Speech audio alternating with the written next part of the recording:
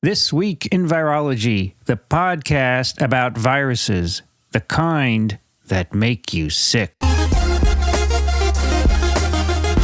From Microbe TV, this is TWiV, This Week in Virology, episode 854, recorded on January 14th, 2022. I'm Vincent Racaniello, and you're listening to the podcast all about viruses. Joining me today from Fort Lee, New Jersey, Dixon Despommier. Hello, Vincent, and everybody else. Out my window, I see the furthest tower of the George Washington Bridge. It's a little bit misty. It's about 42, 43 degrees out. The humidity is about 52.7%. I'm just making all this up. I don't have any data on this. But it looks like a fairly nice day, but I think we're heading for some rough weather soon. Dixon, when you were a scientist, you didn't make up data, did you? Not even one smidgen. I went back and did it again if it didn't work. And then on the third try, if it didn't work, I tried something else. Well, that's the way you do it. That's right. I know. Also joining us from Ann Arbor, Michigan, Kathy Spindler. Hi, everybody. Here it's gray and 26 Fahrenheit feels like 15 Fahrenheit, and that's -4 Celsius, feels like -9. So there's a bit of a wind. Do you have any snow on the ground? Someone this week said it was -28. So that was Rich last week talking about Buffalo. Also joining us from Austin, Texas, Rich Condit. Hi, everybody. We got a gorgeous day here. 76 degrees and sunny. At least one of us should have humidity is 20%. It's just gorgeous. You have big swings in temperature, don't you? We do. Is that the norm? As a matter of fact, let's see here. Look at 10 days out. 77 today. The high tomorrow is 52 forecast. 20 degrees. Oh, my gosh. And it's supposed to come close to freezing tomorrow night. Because on Tuesday, I think it was 40-something, 40-something, yeah. And so this fluctuation is normal for this part of the year or all parts of the year?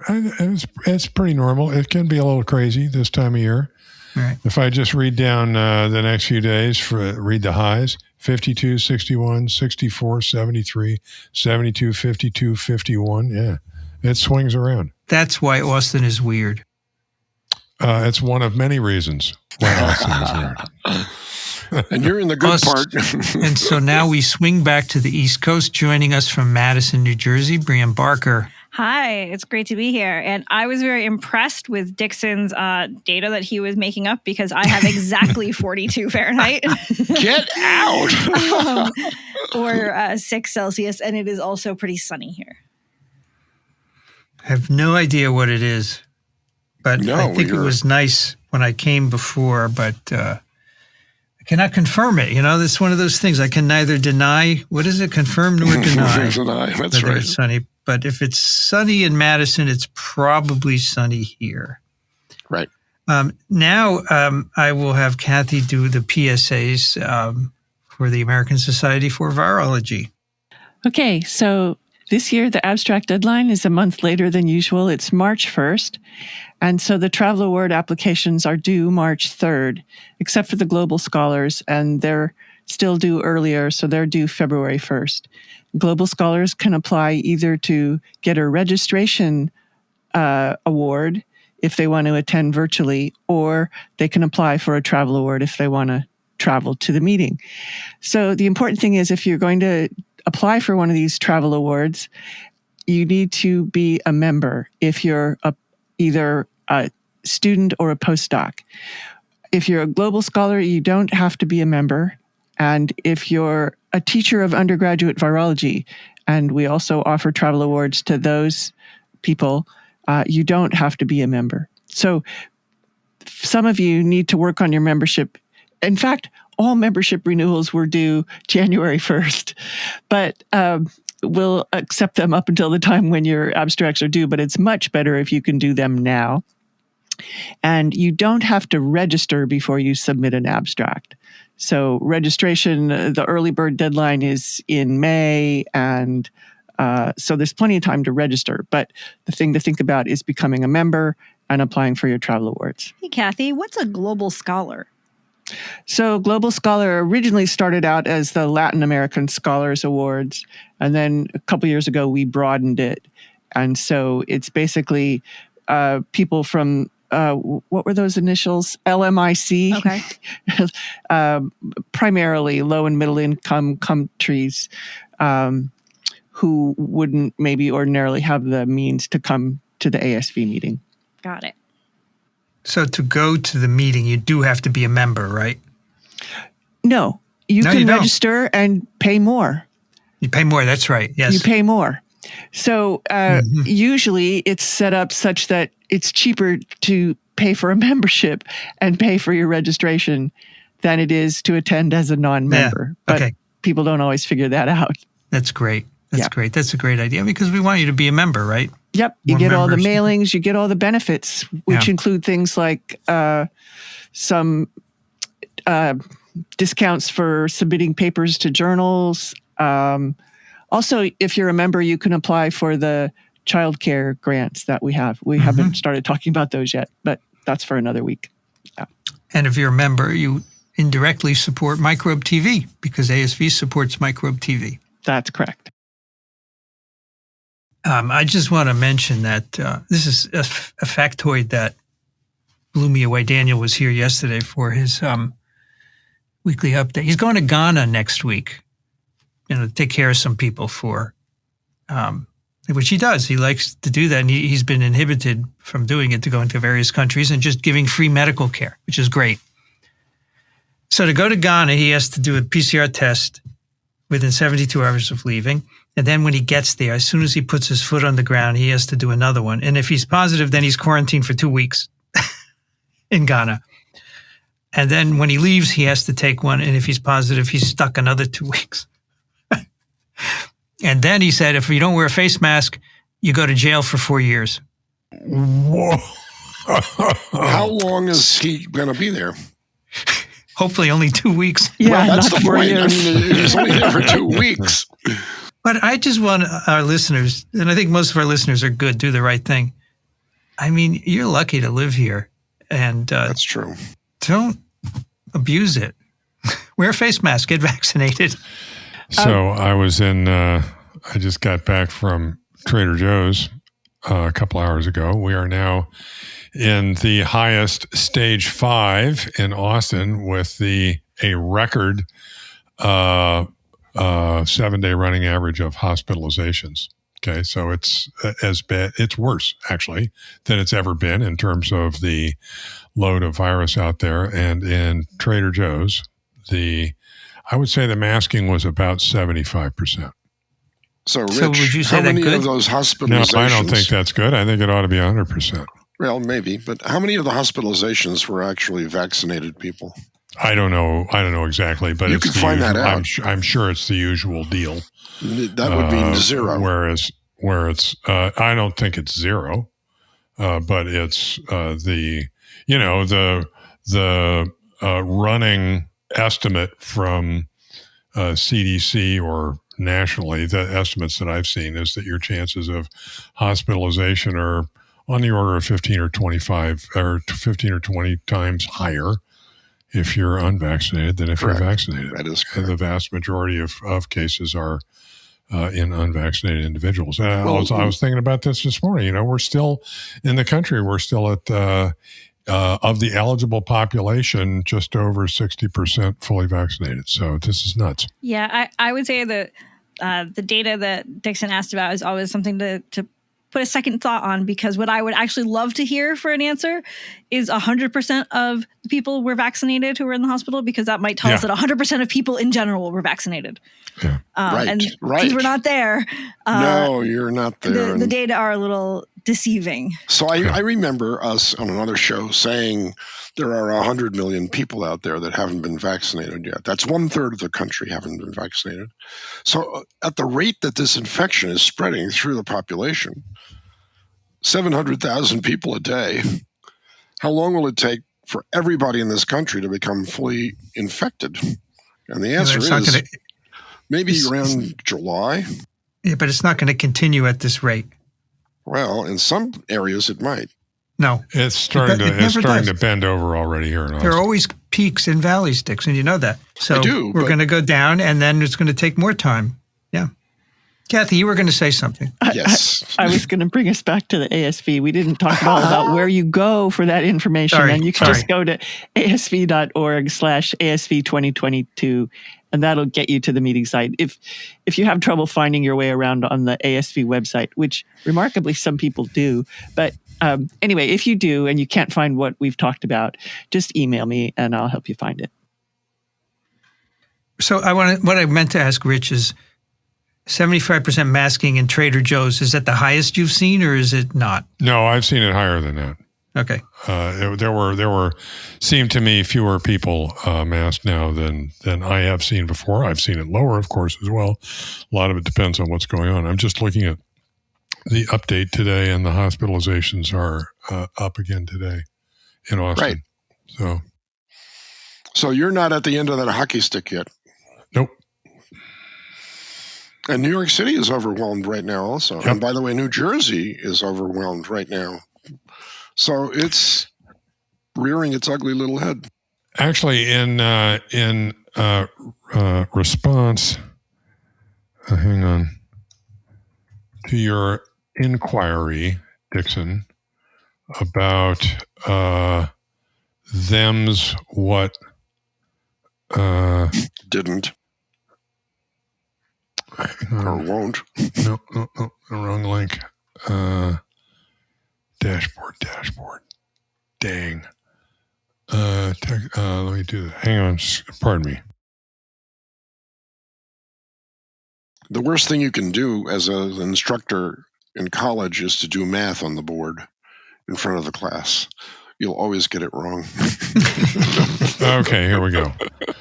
Dixon was alluding to, what the sort of seropositivity from infection might be. Yes. Okay. Yes. And I'm looking at this Texas CARES study that was done. So I forget it ended a few months ago, but where people could volunteer to get serum samples taken, and they were checked for whether you were just S positive or whether you were S positive and N positive. That is, whether you'd just been vaccinated or vaccinated and infected. And this is obviously a self-selected group of people who are interested in having their serology done. Exactly. So you it's a funny set of numbers. Nevertheless, 90,000 people. This is well before Omicron, and the N positivity rate was 25%. Okay, so that's a lot of infected people. Yes. It'd be interesting to see a serology study now. It'd be interesting to see ongoing serology studies before and after Omicron. You would think that with all this infection going on, that, it would catch a significant fraction of the population. You would think that it would have been caught by now. But if it were, we wouldn't be having this surge. So yesterday, CDC said that they now recognize an infected and recovered person as immune for 90 days. Huh. So if you need to do something that requires vaccine proof, now they will take infected and recovered as good for 90 days only, though. Well, that's good news for the tennis player down in Australia right now having trouble. Djokovic. Well, that's Australia. It's a different country. And I know, but they've got similar rules, though. And then, you're following that story at all? Claims he hadn't gone anywhere before he immigrated down to the Australian Open, and claimed that he'd never been near COVID-positive people. And, of course, his travel record before that was totally different than what he said. So he's not a popular star down there at all. So I haven't followed it. What's the reason he didn't get vaccinated? He doesn't believe in it. You will never know. Oh, he doesn't believe in it. Okay. Personal or belief whatever. systems, that's right. Yeah, I don't know. But regardless of his vaccination status, he should have his visa revoked because he lied Correct. on the application. Absolutely correct. They actually revoked it this morning. Yeah. Yeah. Good. And the world will not feel sorry for that person. It's true. Ridiculous. He was the one that got kicked out of a tennis match in anger, hitting a tennis ball into a linesman. Yeah. So, I mean, the problem is he's extremely prominent. He sets a bad example. He's the world's #1 tennis player. Yeah. Men's. Yes. That's pretty prominent. Anyway, people ask me about what, and I say I don't follow it. It's ridiculous. I mean, I watch.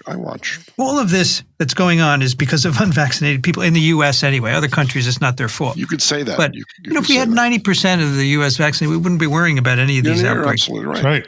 And we wouldn't worry about vaccinated people getting infected and potentially infecting non-vaccinated people because they would all. So 90% vaccination, we'd probably only be doing 1 episode a week. That's right. And then Daniel's would get morphed into something else. But we are still where. And we have 2 preprints actually that address many of these questions. So let's dive into those. Here we go. And so Tuesday we did a completely non-COVID paper, which was fascinating. And Rich, I did put the rabbit on the cover. Oh, okay. I hadn't seen that. Good. And today, these 2 papers are really very good. Preprints are really very good. First one is this is medRxiv, SARS-CoV-2 Omicron VOC, variant of concern, transmission in Danish households. And whenever I see Danish, I get hungry because those Danish pastries. And this comes from a group of authors, all in Denmark. The first author is Frederik Plesner Lings, and the last author is Karsten Thur Kirkeby. And this was posted on December 22nd. And it's mainly from the University of Copenhagen and the Statens Serum Institute, which is the public health agency of Denmark. And the, I think that's it, University of Copenhagen. I always used to say Copenhagen, and then finally Elio said, no, it's not Hagen. You're not German. Okay, so Hagen, sorry. And I think Kathy said that too once or the other. But I don't recognize any of the authors except Anders Fomsgaard, who I met in Sweden a couple of years ago. Is quite a character, but he was doing work when there was the mink outbreak in Denmark, and I sent him an email, and he immediately responded with some data, which was great. So this is a really interesting study where, so it's about Omicron, and just to remind you, remember, when we did some of this, vaccine effectiveness is reduced to about 40% with Omicron against all symptoms, any kind of COVID, and 80% against severe disease. And then we also talked about how antibodies have trouble neutralizing Omicron. But they say studies on the transmission of the virus are sparse. And they pose the question, so there is a growth advantage of Omicron. I really like the way they put that in the very first sentence. The Omicron variant of concern is a rapidly spreading variant that is likely to overtake Delta.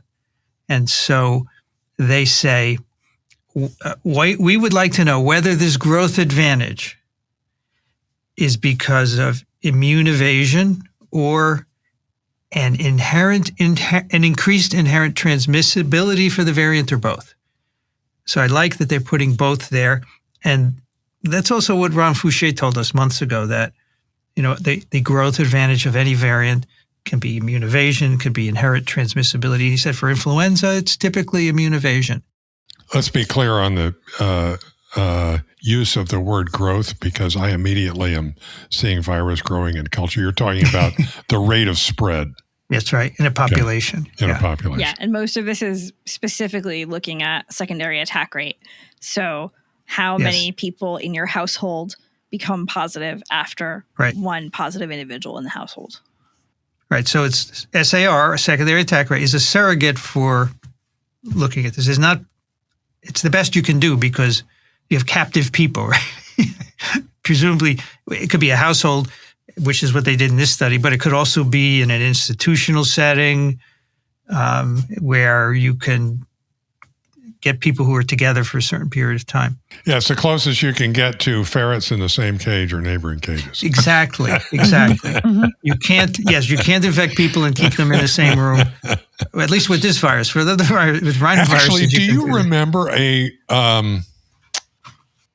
Gordon Conference talk decades ago about the experiment done in humans with rhinovirus? Yes, of course. Yes. That talk was amazing. Just amazing and hilarious. The guy who gave the talk was hilarious because he talked about, the conclusion was that, sorry, this is a distraction, but the conclusion was that, they put people in adjacent cages, okay, for some period of time with one of them infected and asked whether the other one got infected. And they did all kinds of controls. They could be in adjacent cages or the same cages. These were cages. They were screened rooms. Okay. And the bottom line was that the cold virus was transmitted basically by contact. Yes. Where you'd, rub your nose or something like that. So you got virus on your nose and then shake hands with somebody or touch them somehow and they get it. And the slide I will never forget, take to my grave. He said, you'd be surprised how often people touch their faces. Oh, yes. And he had a slide that was obviously, staged, but it was hilarious. He said, this is a conference, okay, of medical doctors. And he had this picture of an audience, everybody in their white coats, and every single one of them had their finger in their nose. It was hilarious, just hilarious. But what a great talk and what a great experiment. So it's been done. And that's why rhinoviruses continue to transmit through the pandemic despite masking, because people are still touching their faces and so forth. Yeah. Is that the study where they had people play cards and the cards were all soggy with the sneeze aid and stuff? Or that's a different one. So that's another one where they put people. Did you use the word sneeze-ate? Yeah, that's from a different thing, but yeah. It's a good one. Sneeze-ate. Lysate. Yeah, that's a different one where they had people play cards and then I think the control was someone's just sat at the table and didn't touch anything and they did not get infected. I'm glad you remember that talk, Vincent, because, that's the sort of talk that is just so outrageous that when I remember it, I wonder if I'm making it up. Okay? I do remember that, yes. Yes, that was great. So back to this study, so they look at household transmission, and they can do this because the health records are amazing there. You're going to see in a moment. And they ask the following questions. Is the secondary attack rate higher for Omicron compared with Delta? All right, so that's one. And they can do that because the two recent, Delta recently circulated. You unfortunately can't do it for all the others. It would be nice, but you can't. Second, does Omicron show a higher immune evasiveness compared with Delta? And it's a little indirect, but you'll see. And finally, is booster vaccination effective for reducing transmission in a household setting? Okay. And the way they do this, so a little background. So the first Omicron infection picked up was November 22nd, 2021, and then it increased after that. This study was started on December 9th, where they say that both cases of both Delta and Omicron were about equal. And then the end of the period was December 12th. 4 days.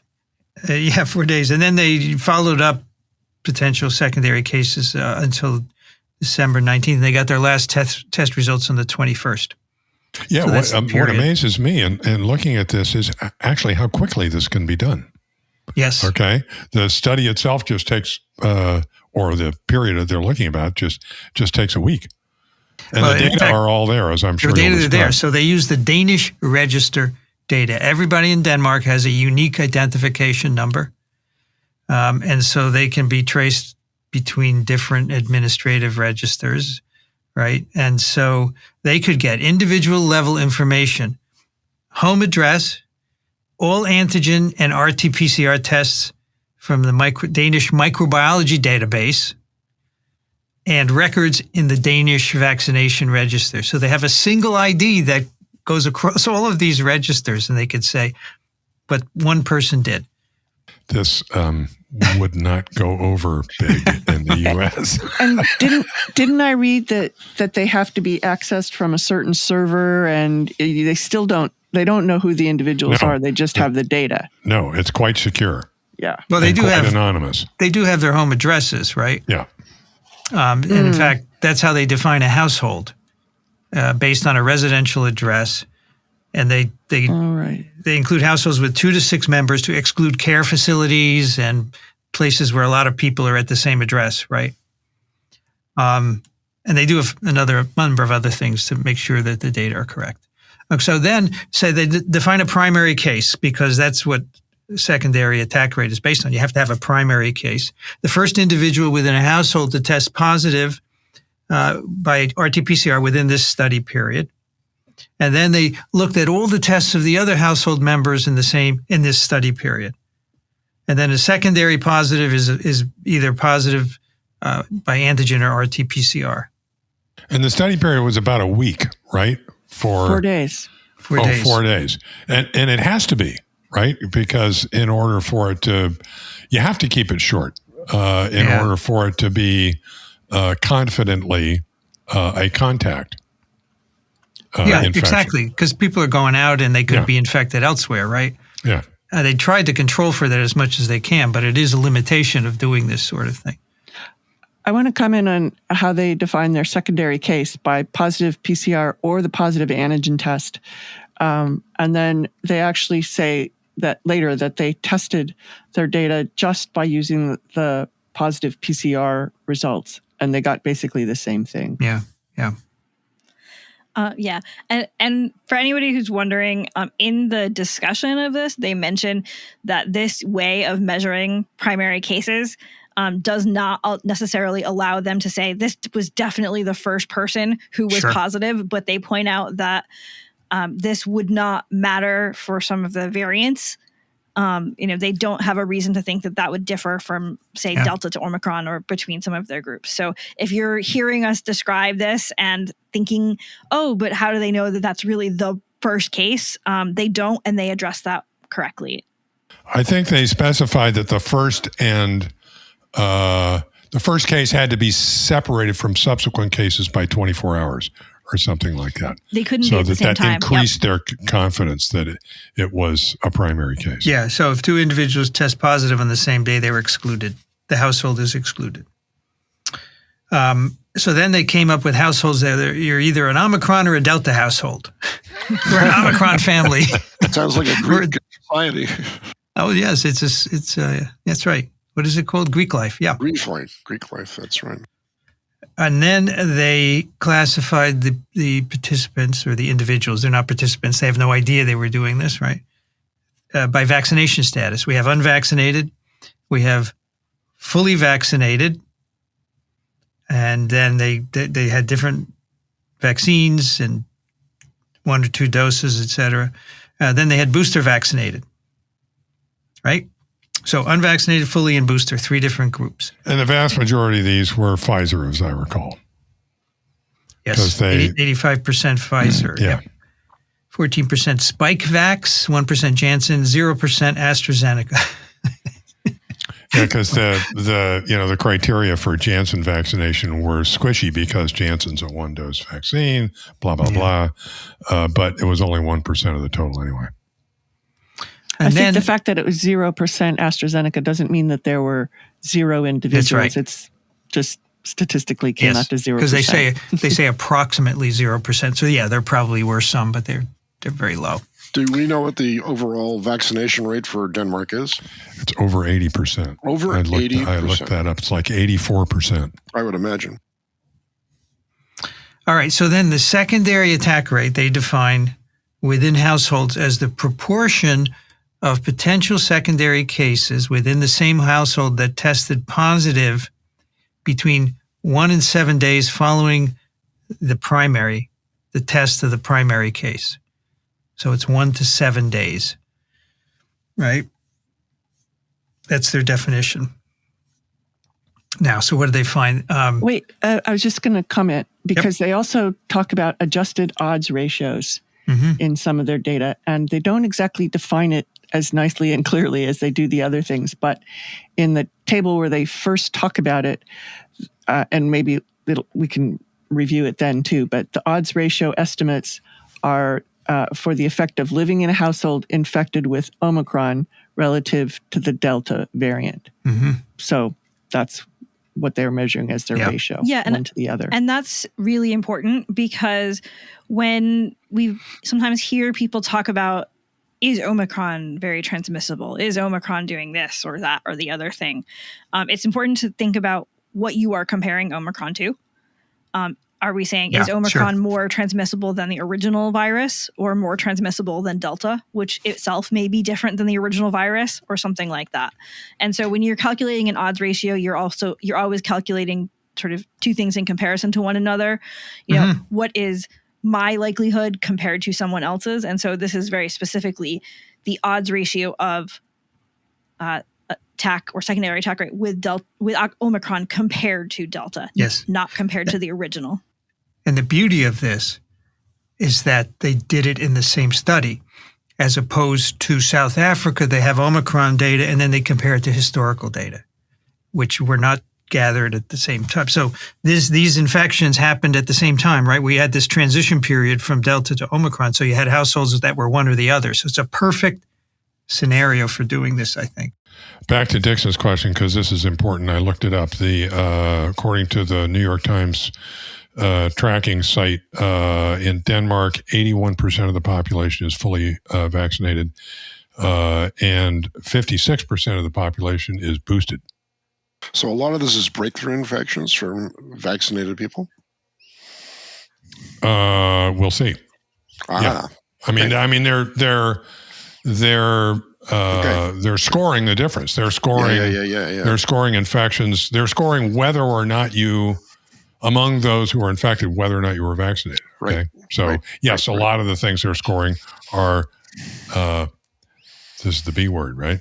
We got to live with it. Breakthrough infections. Well, it's the definition. If you've been vaccinated and you get infected, it's a breakthrough infection. Okay. For some people, it connotes, the vaccine is lousy, but it doesn't do that for me. It just says you were vaccinated and you got infected. That's right. Yes, but as we discussed last time, it's been a problem in this pandemic, unfortunately, because it's viewed by not by Kathy, but by most of the population as being a defect, including the mass media. So I understand it's in the liture. It's unfortunate. It's one of those terms that I don't like, but it's there. I really wonder if there's data that says that the vast majority of people think that a breakthrough infection is equivalent to saying the vaccine is lousy. I don't know about data, but a lot of people that talk to me and all the emails we get that we don't read, they think it's a defect in the vaccine. Well, that's too bad, because a lot of those people that get infected don't end up in the hospital, whereas those... Now, you may ask, but does it matter? Because we're still vaccinating as much as we can, right? Yeah, but it's, you can say for many vaccines, you get this breakthrough infections, but I'm not sure what you're breaking through, right? Because there's very little mucosal antibody unless you have a memory response. Anyway, let's go into the data. So we have 2,225 primary cases with Omicron and 7,912 primary cases with Delta. That's what they end up with. And the secondary attack rate in Omicron households, 31%, Delta, 21%. And they say that goes across all age groups in their study. Unvaccinated potential secondary cases had similar attack rates with Omicron and Delta, so 29 and 28%. So in an unvaccinated person, the secondary attack rate is similar for the two variants. Fully vaccinated individuals, that's not boosted, but it's just fully vaccinated, separate category, 32% secondary attack rate, 32% Omicron, 19% Delta. And for booster vaccinated, Omicron SAR 25%, Delta 11%. So basically what that's telling us is in the unvaccinated individuals, the secondary attack rate is about the same. That's right. So if we're in a situation where you don't have immunity, if you're not vaccinated and someone in your household has the virus, you have about the same likelihood of getting infected. That's right. But if you are vaccinated, you are somewhat less likely to get Delta, but you are not less likely to get Omicron. Well said. That's well said, and that's so where the you're difference comes from. vaccinated. Yes. The vaccination apparently has a greater impact on Delta than Omicron, Yeah. right? Right. Yeah. So I like that. Not less likely. It's a double negative, but it's appropriate in this particular situation. Right. And so that starts to hint at that original question about, is this a change in transmissibility, or is this a change in immune response or immune evasiveness? Yeah. Because there's not really a change in the unvaccinated households. That's right. The secondary attack rate, that starts to say, maybe this doesn't seem to be a change in transmissibility, because that change only really becomes apparent in vaccinated individuals. This makes you start to think about changes in immune response. And with both Omicron and Delta, the boost decreases the secondary attack rate. Right. It's not a big change in Omicron. It's a bigger change in Delta. Yeah. Bigger effect on Delta, right? And what I'll just also point out, this is saying there's no difference in this is implying that there may not be a difference in how transmissible Omicron is compared to Delta.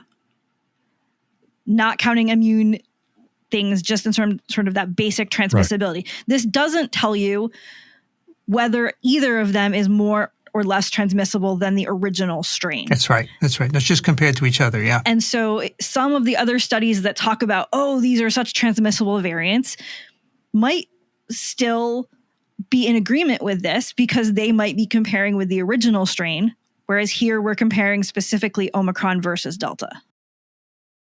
And I think at this stage, it's important to reemphasize that what we're measuring here is infection by a PCR or rapid antigen test. We're not measuring disease or hospitalization. That's right. Because I look at these numbers and I look at, in the case of Omicron, the secondary attack rates in unvaccinated or fully vaccinated individuals are similar. Okay? If you take the data at face value, it's even a little higher in fully vaccinated people. So what does that mean about vaccine effectiveness? Well, first of all, I think it suggests that in terms of preventing infection sufficient to give you a positive test, that the vaccine is not doing much. Am I looking at that correctly? Well, that was the number from the beginning, right? The, let's see. I'm looking at table 1 down on the bottom there, where they talk about immunity. The last 3 lines, they summarize this. Secondary attack rate for Omicron, unvaccinated, 29%. Fully vaccinated, 32%. That doesn't what does sound that like mean? A difference. That doesn't sound like a difference. I think they're similar. I think they're similar numbers. Fine. But they do say in the beginning that vaccine effectiveness against Omicron is 40% against any COVID. So it's very low. Probably because of immune evasion. Right? That's why I bring up again, because I can imagine the anti-vax crowd taking these numbers and saying, look, vaccine doesn't work. Well, it depends what you define, right? But it's measuring infection. It's not measuring disease. At least in Denmark, severe disease, the vaccine effectiveness is still 80% against Omicron. Right. Right. So can I ask for a fact check on this one? Because I'm under the impression that Delta was a lower respiratory infection, whereas Omicron is an upper respiratory infection. Is that still true, or that's not true? Where did you hear that? From the way they take the samples for measuring whether you got it or not. With Omicron, they said just rim the outside of the nose, the nares, and then run the test. For Delta, as you will recall, they almost took your brains out going back through the cruciform plate. So the Delta was an anterior nares. There's a report saying that for Omicron, it's better to get it from the back of the throat, saliva or the back of the throat compared to nares. There's one study Daniel has talked about saying that. But yeah, I think what you're mentioning, Dixon, is just sort of a timing thing, that at the beginning of the pandemic, people were less sure about whether you needed to go as far back. And so they went really far back in the nose to be on the safe side. And that just happens to correspond to when we were looking at Delta. I don't think that the change that you're mentioning is specific to trying to detect different variants. Okay, but I'll change my view because obviously I was remembering something wrong. The hamster studies that we brought up last week showed a difference in respiratory lower versus upper respiratory. Right. So that's right, but we don't have those data from people. Of course, hamsters are not people. That's right. No, I know we don't have we haven't looked at reproduction in upper versus lower tract in people. I mean, it's still they both cause pathology in the lower tract, right? In people. Yes. So I don't think you can get that granular with people as they did in that hamster mouse paper. But I want to, after all of this stuff, reemphasize Brienne's analysis, which was so on point, that the secondary attack rate, I hadn't looked at it this way. See if I can do this, Brienne.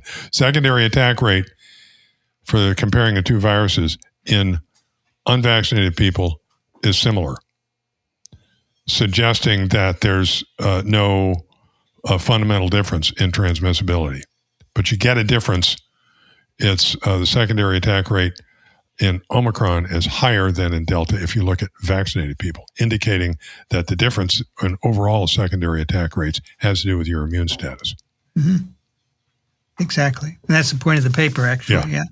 All right. So then they look at the effect of vaccination on transmission within households.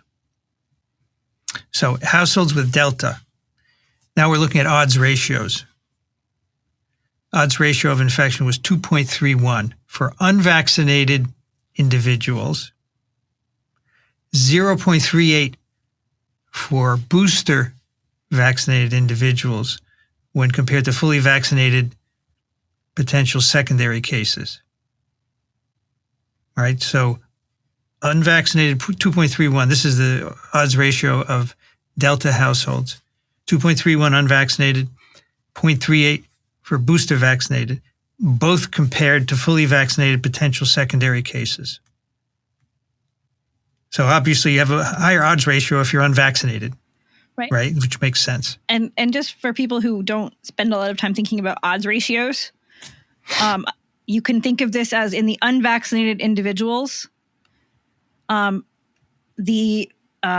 Delta households, you are 2 times as likely to get infected. Mm-hmm. And if you have a booster, you are 0.3 times as likely. So less than 1 versus more than 1. And it's much less than 1 versus much more than 1.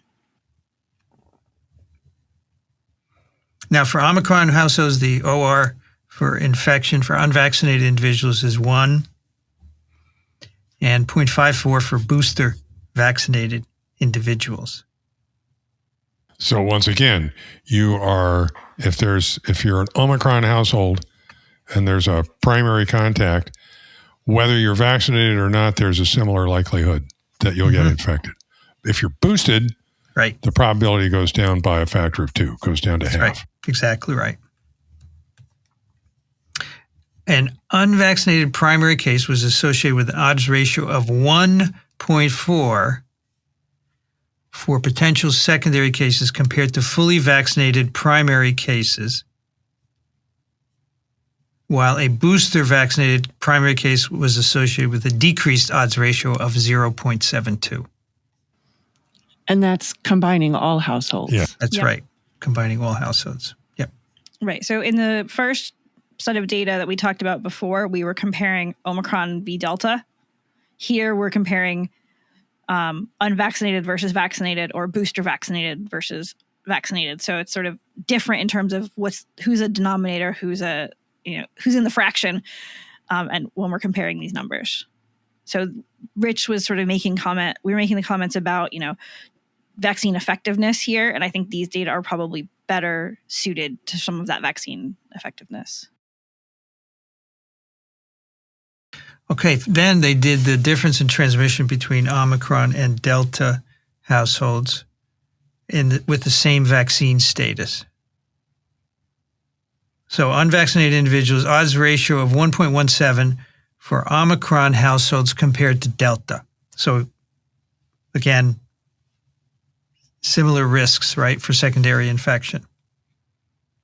Fully vaccinated people, the odds ratio is 2.61. So we're doing Omicron versus Delta, right? Fully vaccinated odds ratio 2.6. And booster vaccinated odds ratio 3.66. So the boost is doing a great job with Delta and not as good a job. That's why you have this more of an odds ratio with boosted comparing Omicron to Delta. And they say this significant change in odds ratio for fully vaccinated and booster vaccinated individuals represents strong evidence for immune evasion of Omicron.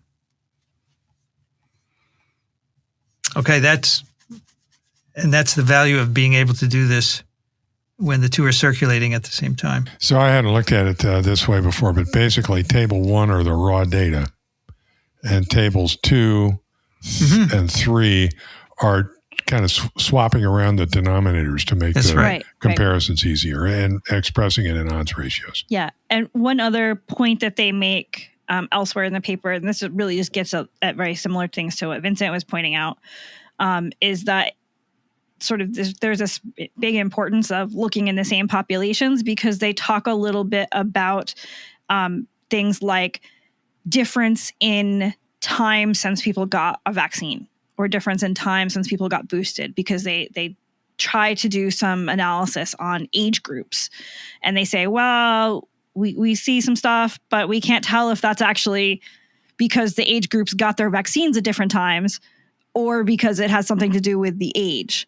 And so you could imagine if you were doing your Omicron and your Delta studies at different times, in two different populations, suddenly you'd have that big confounding variable, where one group might just be protected because they got vaccinated more recently than another. And so that's another really nice thing that they lay out here, is that sort of they're comparing people with similar amounts of time since vaccination, and they think about that.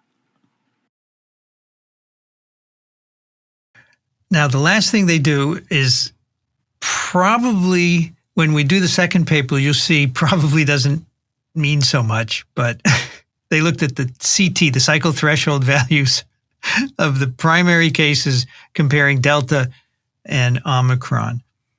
So, they're trying to get at this idea that, if we think it's immune evasion, then the CTs should be similar for both, right? And that's what they find. The distribution of CTs overall for Delta and Omicron in these primary cases don't differ substantially between Omicron and Delta. And they say this suggests that the difference in transmission is not due to viral load in the primary case. But as you'll see in the second paper, I don't know if you can make that conclusion with RNA levels. One of the things I thought about is, so, you have a primary case in a household, and then you have secondary cases. They're all PCR or antigen. How do you know they're actually the same? And they actually do some genome sequencing to demonstrate that, which is really important, right? Because someone could have gone out to the local store and gotten an infection from someone else at the same time period. But they say we validated the PCR results with sequencing. So that's really good, right? And they say it supports our assumption that subsequent infections in the same household are the same variant from the primary case, because that's always something you have to worry about, right? So their conclusion is Omicron is 2.7 to 3.7 times more infectious than Delta among vaccinated individuals. We got to be careful with that word infectious there. I mean, if somebody just copped that sentence all by itself, it would make misleading news. I mean, that's an odds ratio, right? Yeah. It's based on the odds ratio. But they go on to elaborate why it appears that way. Fully vaccinated and booster vaccinated are less susceptible to infection compared to unvaccinated. Booster vaccinated have reduced transmissibility, and unvaccinated have higher transmissibility. No difference, as we said, between Omicron and Delta for SARS in unvaccinated individuals. And then we talk about the differences that we discussed already, which they say it's due to immune evasion. The difference in the spread of Omicron is due to immune evasion. They say this has to be confirmed by independent studies. And that's really a nice thing to say. I agree, because this is Denmark, right? A small study in Denmark would be nice. I'm not sure if it will be done elsewhere, right? Because you have to have this unique medical record system to do it. I wonder if it could be done in the UK. I hope so. Would be great, right? Yeah, I was just thinking about Iceland. I was thinking about cell culture. Our data indicate that non-pharmaceutical interventions, this is really important, that were used to control previous variants of SARS-CoV-2 are also likely to be effective against Omicron, because this is always something that comes up, right? When you have a faster spreading variant that people, my mask is still going to work. So Vincent, if it's an immune evasion and not an infectivity-based difference, then in cell cultures, these should be the same, correct? And in fact, if you remember, we did a paper about the fusogenic ability of Delta compared to other variants. And they had some human respiratory tract explant cultures. Right. And the viruses all reproduced with the same kinetics. I remember Delta versus the other earlier, not Omicron, but Delta versus. There was no kinetic difference there. What would happen if you then mixed each of the viral samples, one with serum from an Omicron patient and one with serum from a Delta patient, and tried to infect the cells with those two groups of viruses? How do you think that would play out? That's an interesting experiment. So Delta sera versus Omicron. Yeah, I don't know that that's been done, right? To see if it's a serum-based immune evasion or a T-cell evasion. Yeah. All they do is take a sera from vaccinated people or monoclonals and, react them against that. Right. There's a thing that I've been confused about over time, which is, and this paper addresses it, at least it's one way of addressing it, is the degree to which the vaccines are effective in mitigating or preventing infection. Okay, now I realize that that's not the goal, as Paul Offit would say. Okay, the goal is to mitigate disease. Keep you out of the hospital, right? But this paper says that, in particular, in the case of Omicron, that whether you're vaccinated or not, if you're in the same household with somebody infected, you're just as likely to get infected. And yet, I have seen other studies and graphs that indicate that vaccinated people are only a minority of the cases reported. Okay, and I wonder what the difference is. Okay, and I wonder if some of this doesn't have to do with who goes to get tested. Okay, maybe most of the people who go and get tested have symptoms of some sort or another. And right there's a selection, okay? Because we don't know anything about the symptomology of these household contacts. This is blind to that. No, I agree. I think a randomized study needs to be done because you're right, it's biased, right? I think people who are symptomatic are likely to be tested. So we're not testing a lot of, we have no real measure of the number of infections in vaccinated people, right? Or there could also be people who are just conscientious. Yeah. You know, they know they've been exposed to a positive person, and they want to know for themselves, are they going to be likely to be infected and spreading it to others? Yeah, there was a part of this that talked about probability of testing in figure 1, and I will admit I really didn't understand that part, and I was kind of excited when we didn't really talk about it.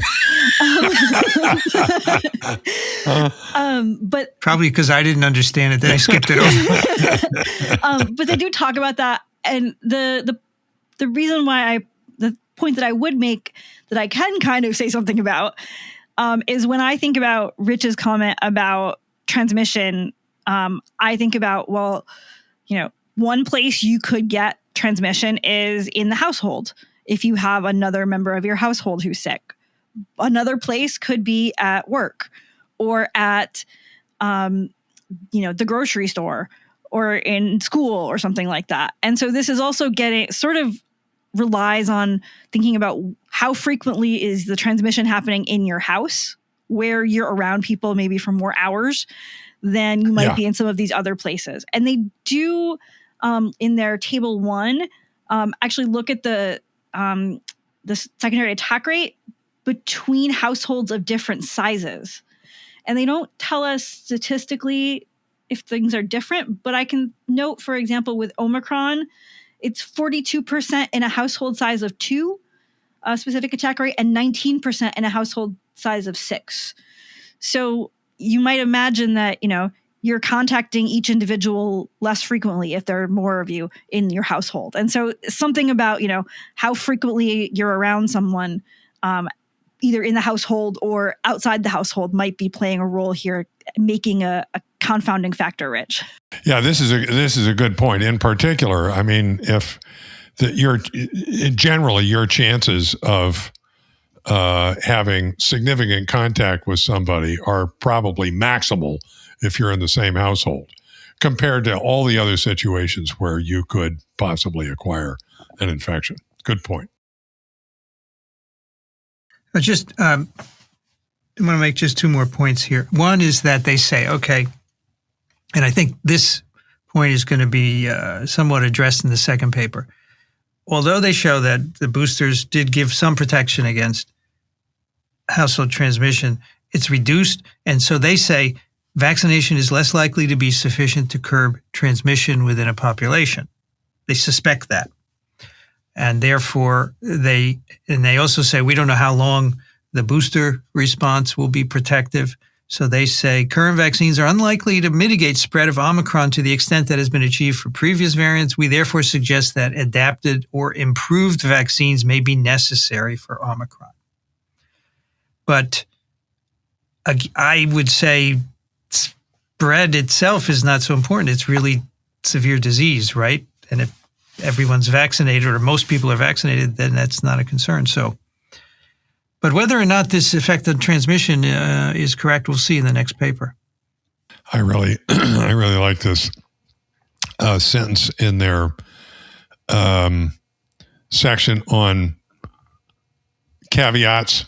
Yes. You know, they have this one section about considerations that could bias the data one way or another.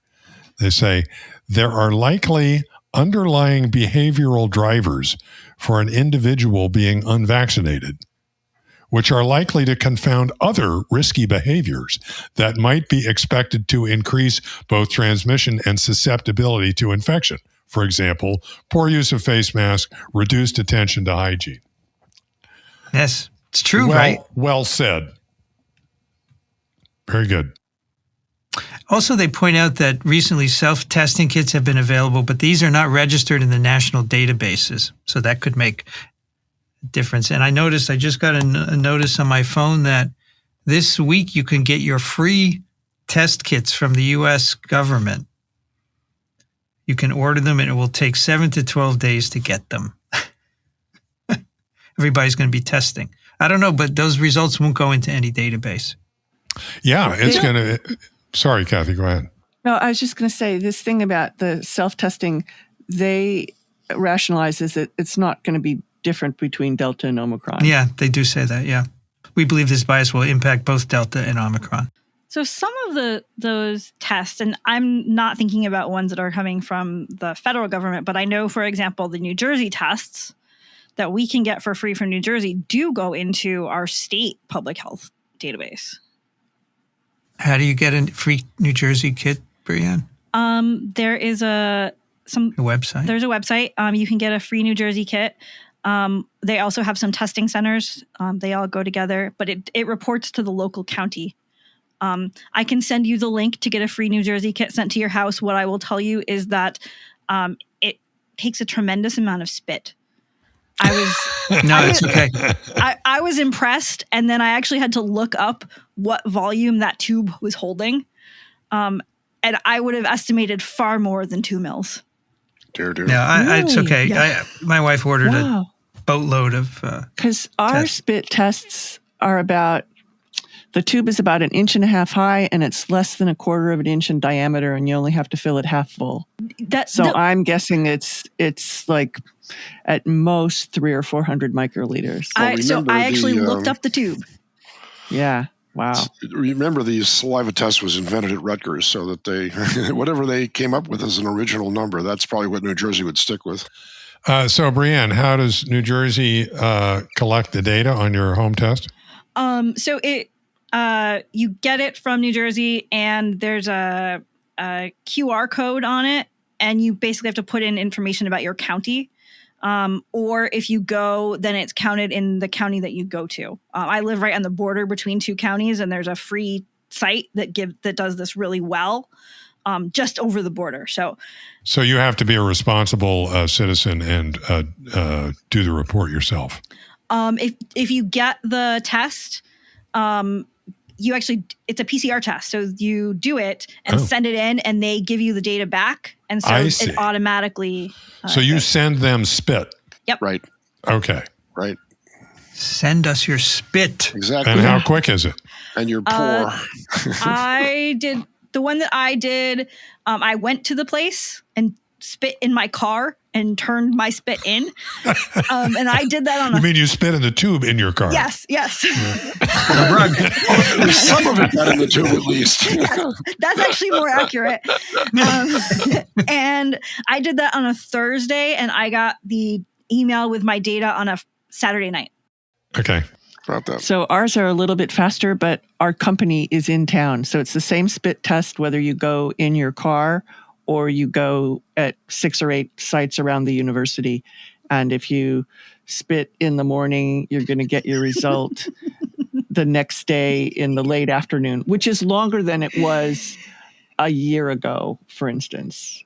But yeah. Spit in the morning, sailor take warning. That's right. Spit at night, sailor's Spit in the glass, delight. and you lose your. Forget that. I was in Denmark, by the way, for a meeting, and can attest to the fact that they have a very lively evening social.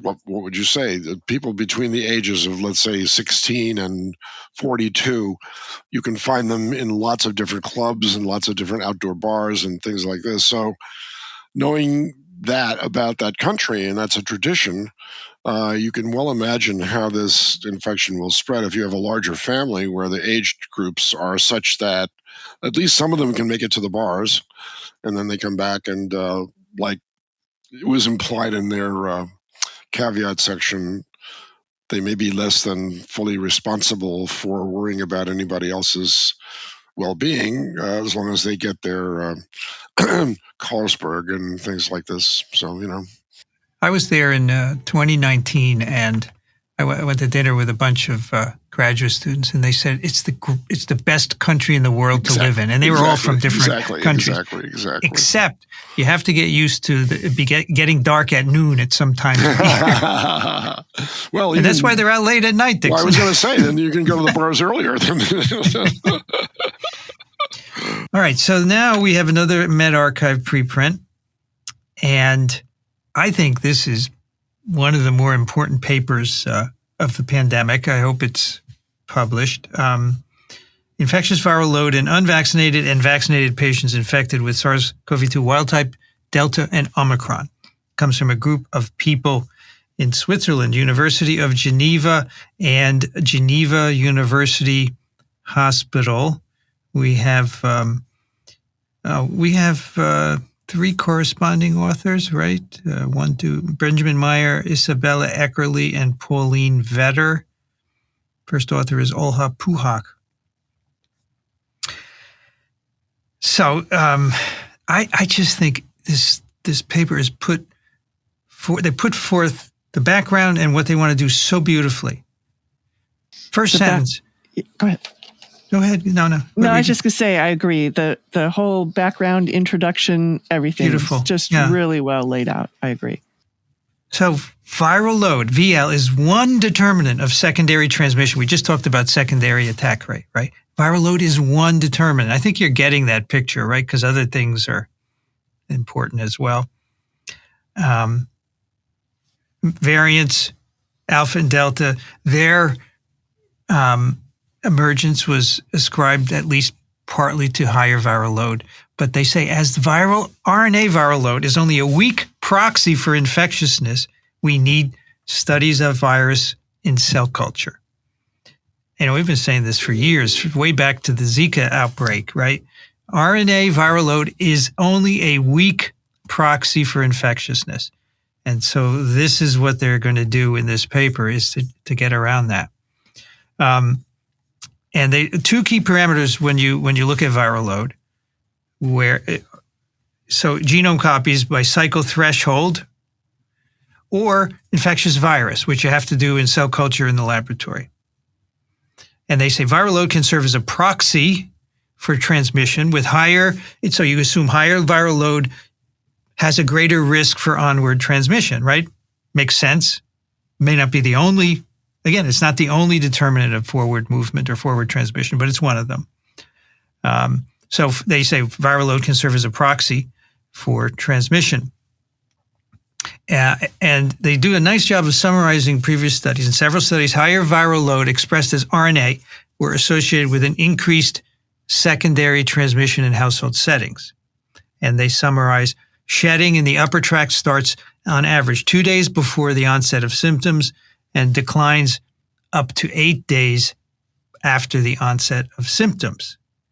In most studies, infectious virus is not detected in respiratory samples collected from immunocompetent people later than 8 days after symptom onset.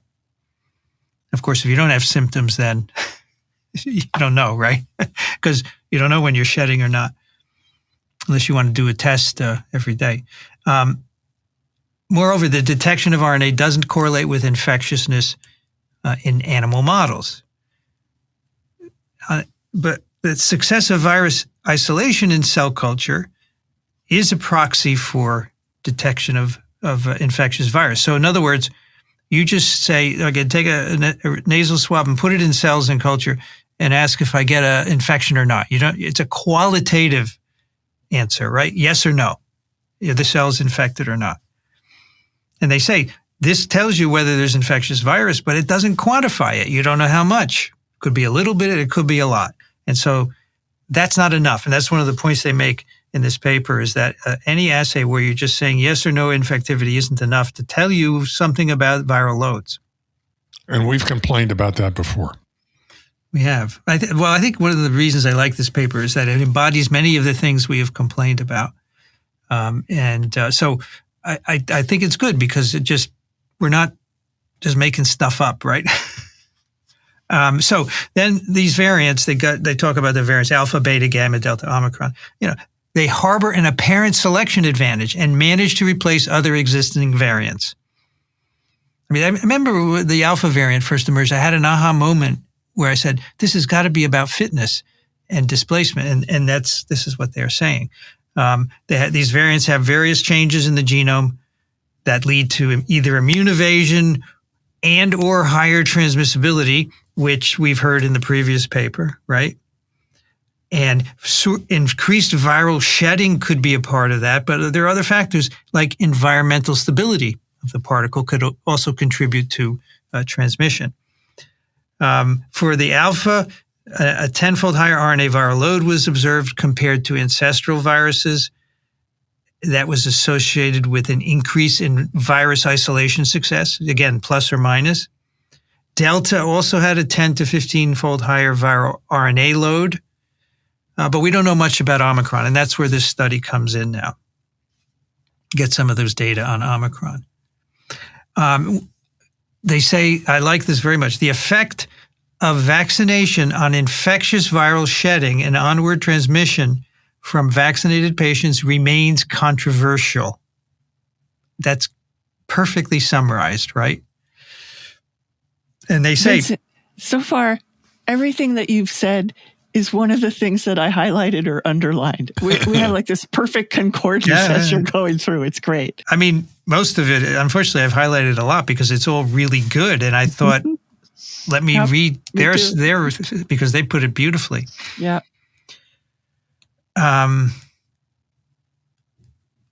Secondary attack rates in households of vaccinated versus unvaccinated index patients have led to contrary results.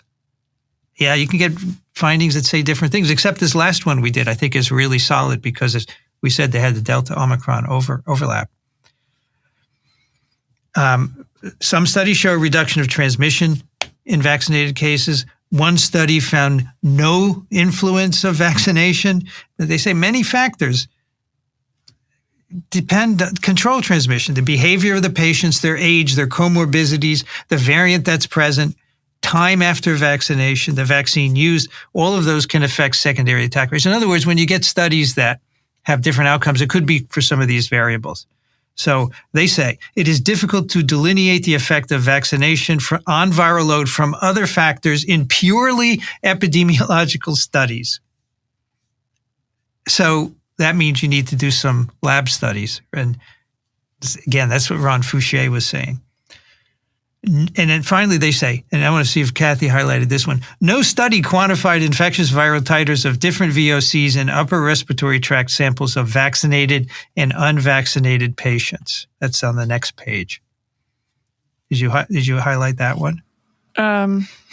Maybe I highlighted other things in between. That was the summary. That's the summary statement. Summary statement from that second to last paragraph of the introduction. I mean, yes, I did underline that. Yes, we are 2 years into this pandemic, and no study has quantified infectious virus for different variants in samples from patients. Why? Why did it take so long? And that's what they're doing in this paper. All right, so what do? They have symptomatic individuals in the outpatient testing center of Geneva University Hospital. They have nasopharyngeal swabs that are being tested by RT-PCR. And then all the specimens actually from vaccinated individuals were sequenced to see what variant was infecting them. And so that's the basic data. They have positivity tests, and they have nasopharyngeal samples, they have PCR, and then they're going to bring those into the laboratory, and they're going to quantify virus by focus forming assay. These samples are collected over a fairly long period of time. And in fact, there are intervals of time that correlate almost exclusively with Delta or almost exclusively with Omicron. So there are windows, okay? And the way they accomplish that is that these are all samples that were taken and frozen away. So they can go back to those frozen samples and test them. And to me, that's important, okay? Because there are technical issues associated with storage that they obviously understand. And so they go into details like saying that all of the samples that we're talking about here were frozen and thawed only once, okay, for example, all right? We can think of other issues that might creep into that, and I have one bugaboo that we'll get to, but that's how it was done. I was curious, and so that's how that was done. They have one statement in their methods that confused me. They say, no sequence information was obtained for patients infected with pre-variant of concern SARS-CoV-2 because all samples were collected in 2020 in a time period before first detection of the variants of concern. So is there any reason why they couldn't go back to those frozen samples and sequence them? I don't see why not. Yeah. No, they could could have. But, they could. Or maybe they're just saying, we didn't bother because there weren't variants of concern. Exactly. I think that's what they're saying. Mm-hmm. Okay. Okay. Yeah, because they could have done it for sure. Right. Okay. So focus forming assays is basically a quantification like a plaque assay, except you don't stain the cells and look for holes in the monolayer caused by viruses. You use an antibody, right, and stain the infected monolayer, and then do fluorescence and read out an infected focus with an antibody, right? And some people do this, some people do regular old plaque assays. But someone asked me, does that qualify for a plaque assay? I said, yeah, well, sure, it's good enough. Okay, now, so unvaccinated pre-VOCs, vaccinated and unvaccinated Delta. Initially, this is the first study, up to 5 days post-onset of symptoms, 384 samples from a cohort of 118 people, pre-SARS, pre-variants, and then 248 patients infected with Delta. And if you're doing the arithmetic like I was, you're like, what about those other 18 people? And those are the ones that were infected with Omicron. Right. They get to that in a few sentences later. Yeah, so there's actually one other sentence that comes up in the results section, but I think is actually an important methods issue. And I was really excited that they pointed this out. So they say that only specimens with CT values below 27 for E gene target of the diagnostic RT-PCR were included in our study, since previous studies from us and others have shown that pre-Omicron infectious virus cannot be reliably isolated from samples with higher CT values. That's in the results, actually. Yeah, it's in the results that they say that. But to me, that's sort of an important methodological issue as well. In that we've already kind of had this idea that when you are at particularly low levels of virus, that there isn't this great concordance between RT-PCR and culture. And we've sort of, there maybe been this idea that there's a range where it works and a range where it doesn't. And throughout this paper, they are only looking at the range where it's supposed to work. That's right. They've excluded things that have what they thought of as having so little virus that this shouldn't have worked. And so this is, a situation where they've actually kind of biased this towards a way that it should have worked, and that we can see what the results are. So since you mentioned it, just an aside, so ideally we should say CT 27 and up, you don't need to isolate, you don't need to quarantine because you're not shedding infectious virus, right? But now we're doing a lot of antigen tests. So what is the equivalent for an antigen test? And yesterday, Daniel went through a study where they did a correlation between antigen positivity and infectivity. So that's good. It's not as good as a CT of 27 because you're not quantifying but when is an antigen test positive and negative, and how does that correlate with whether you're shedding or not? That's the question. I want to make, since we're stopped a little bit and talking about methods, and this may beat Rich to the punch about his issue, but my issue was that I wanted to know a little bit more about how they standardized their nasal swab samples for infectious virus. That's true. Because I could picture, so they do the nasal swab and then they put it in the, what do they call it? Transport medium, Transport media. And then they don't really say from that how they standardize it. And I can imagine that different people are getting sampled differently. They might get more or less mucus with it. Absolutely.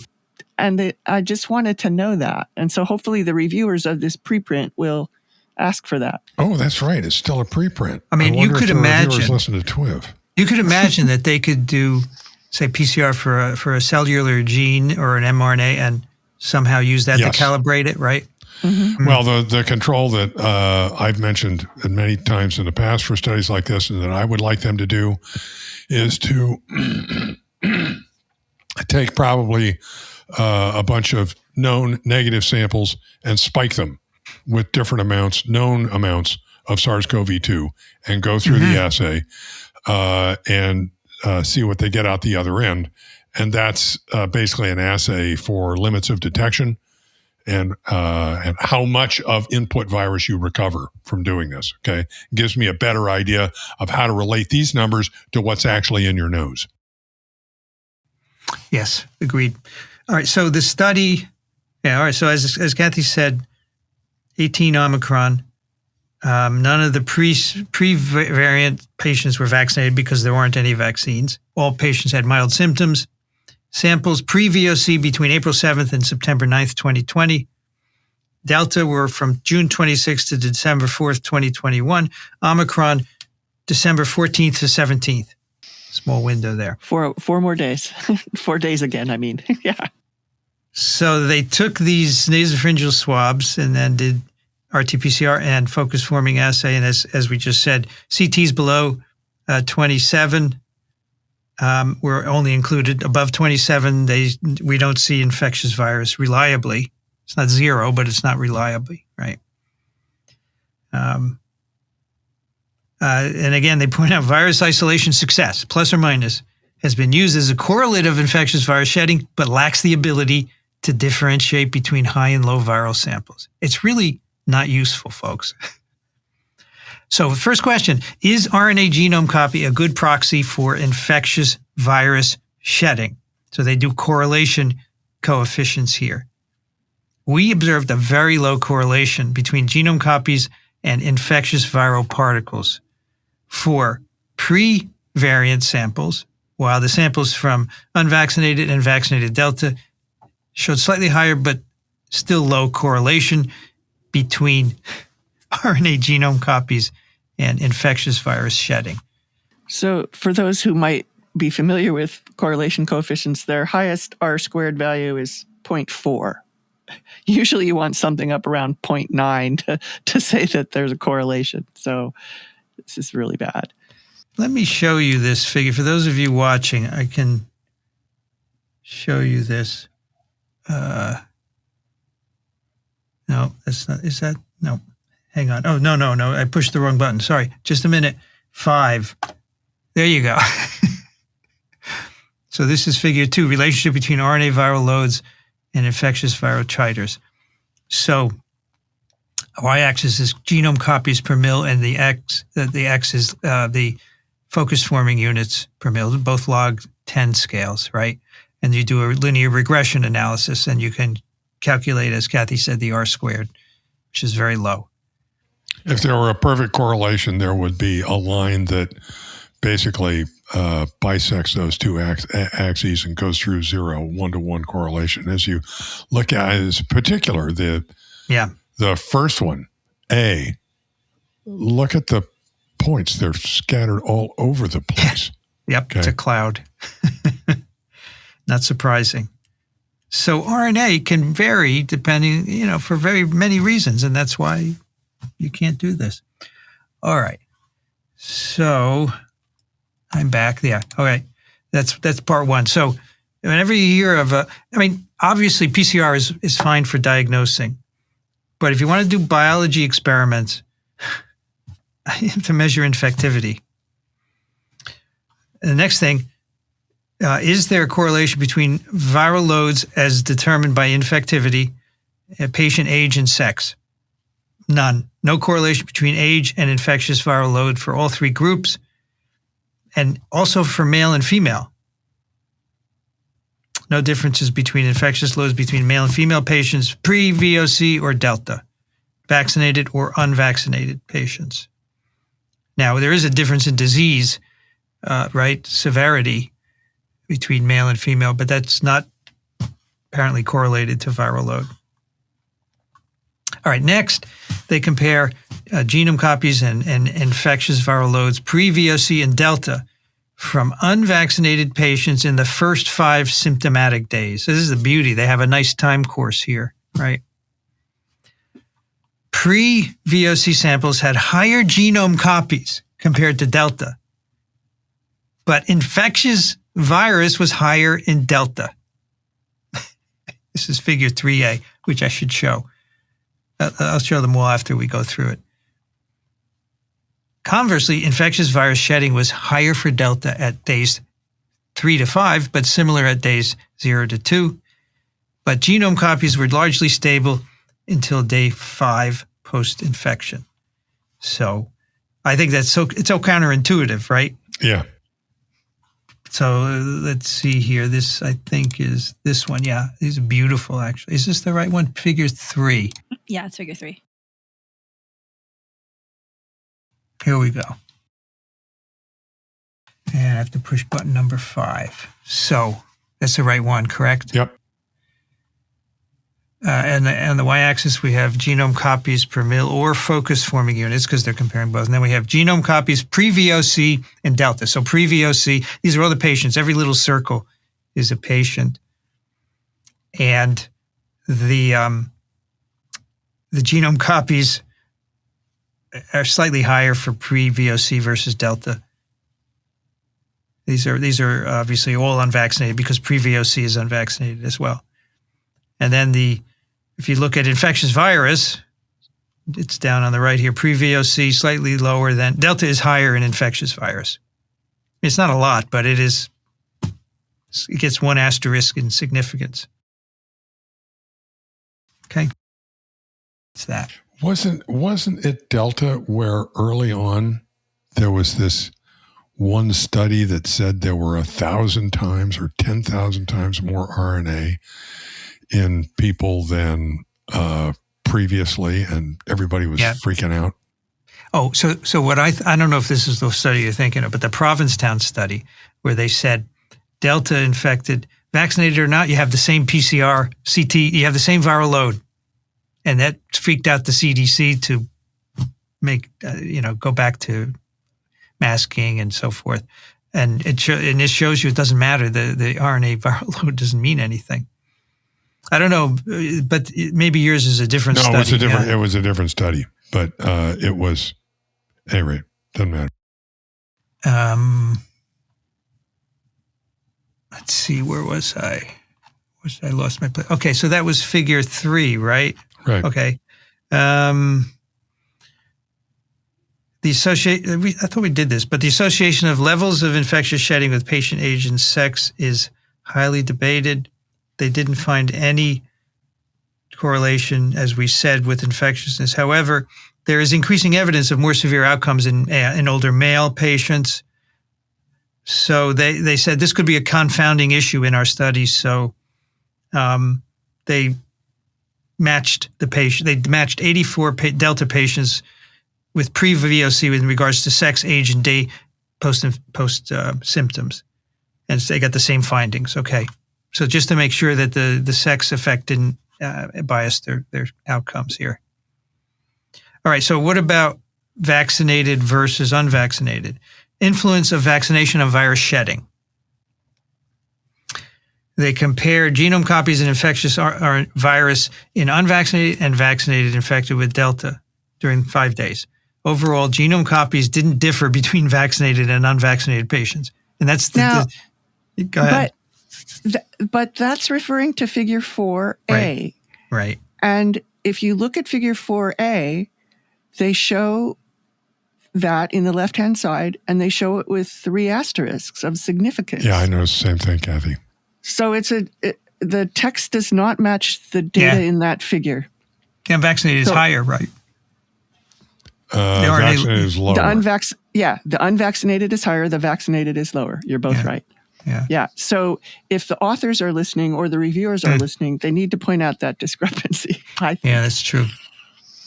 In the text. And the second half of the sentence is correct, while infectious viral load was significantly decreased in vaccinated patients. Right.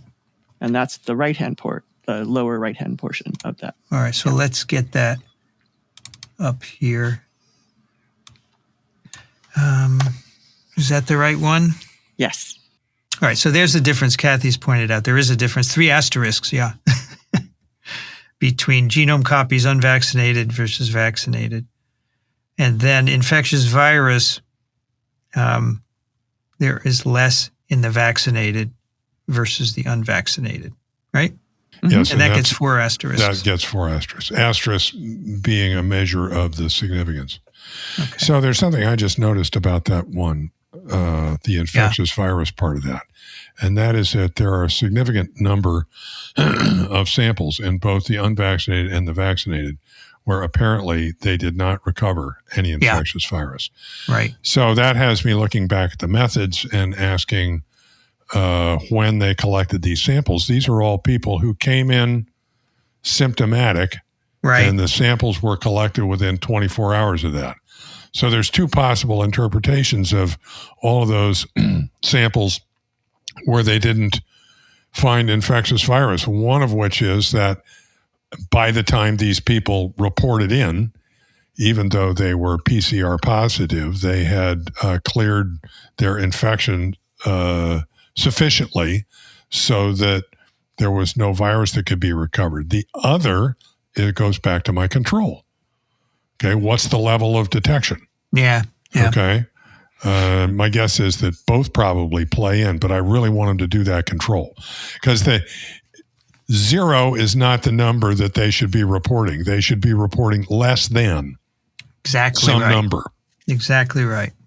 You can never have 0 plaques, right? Right. It's your detection limit, right? And this is on a log scale, so it's really saying 10 to the 0. So it could be, so you can't have a 0 on a log scale, a true 0. Yeah.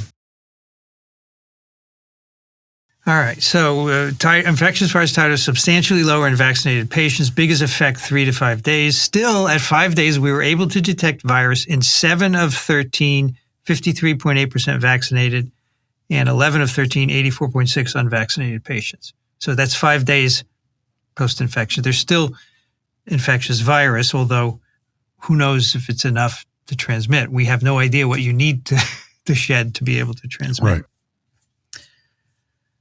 Right.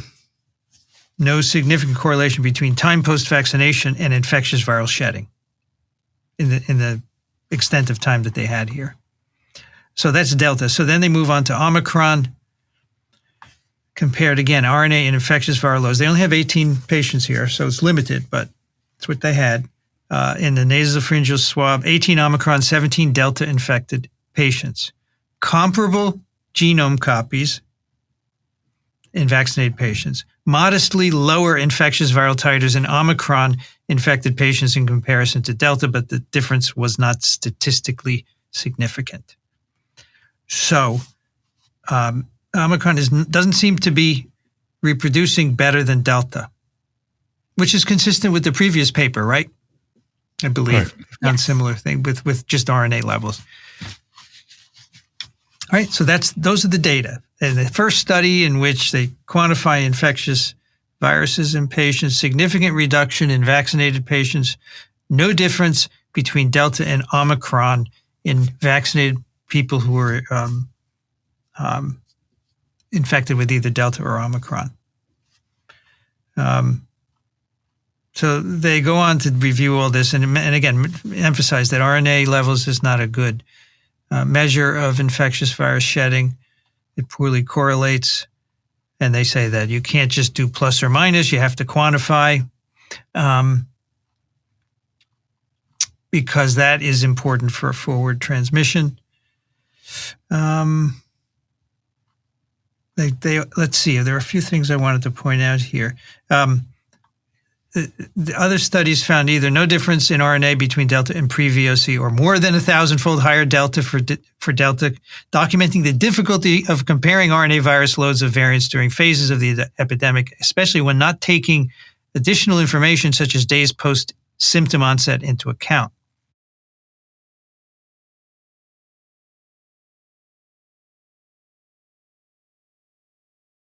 We were still able to detect, and perhaps you picked this up too, Kathy. Of note, we were still, this is line 317 on. Thank you. Yeah. I love line numbers. page 9. Where is it? I do have it underlined, and I have a little bracket over on the side that says it needs rewriting. So we were able to detect infectious virus in 53% of vaccinated subjects at 5 days, indicating that it might be beneficial, is not shortened to 5 days as recent. Here, so I'll read you my rewritten sentence. Okay, we were still able to detect infectious virus particles in 54% of vaccinated subjects at 5 days post onset of symptoms, indicating that it might not be beneficial to shorten isolation to 5 days, as recently recommended by the CDC. Got it. It really depends on how much virus you need for onward transmission, right? We have no idea. And they actually address it to a certain extent. They say whether lower infectious load translates into lower secondary attack remains controversial. So at 5 days, they had lower shedding, but it was not zero. It's controversial and depends on other factors like environmental stability of virus particles. Several studies did find a correlation between higher viral load and increased secondary attack rate, with viral load of the index case being the leading driver of transmission. But then they say, while viral load is a key element of transmission, the process of human-to-human transmission is complex, and other factors, such as recommended protection measures in a certain country at a certain time, overall incidence, perceived risks, and the context of contacts, household versus community transmission, can influence outcomes in the studies reported. And that, I feel we've been saying that for a long time, right? It's not just the virus. It's about what people are doing that's going to influence transmission.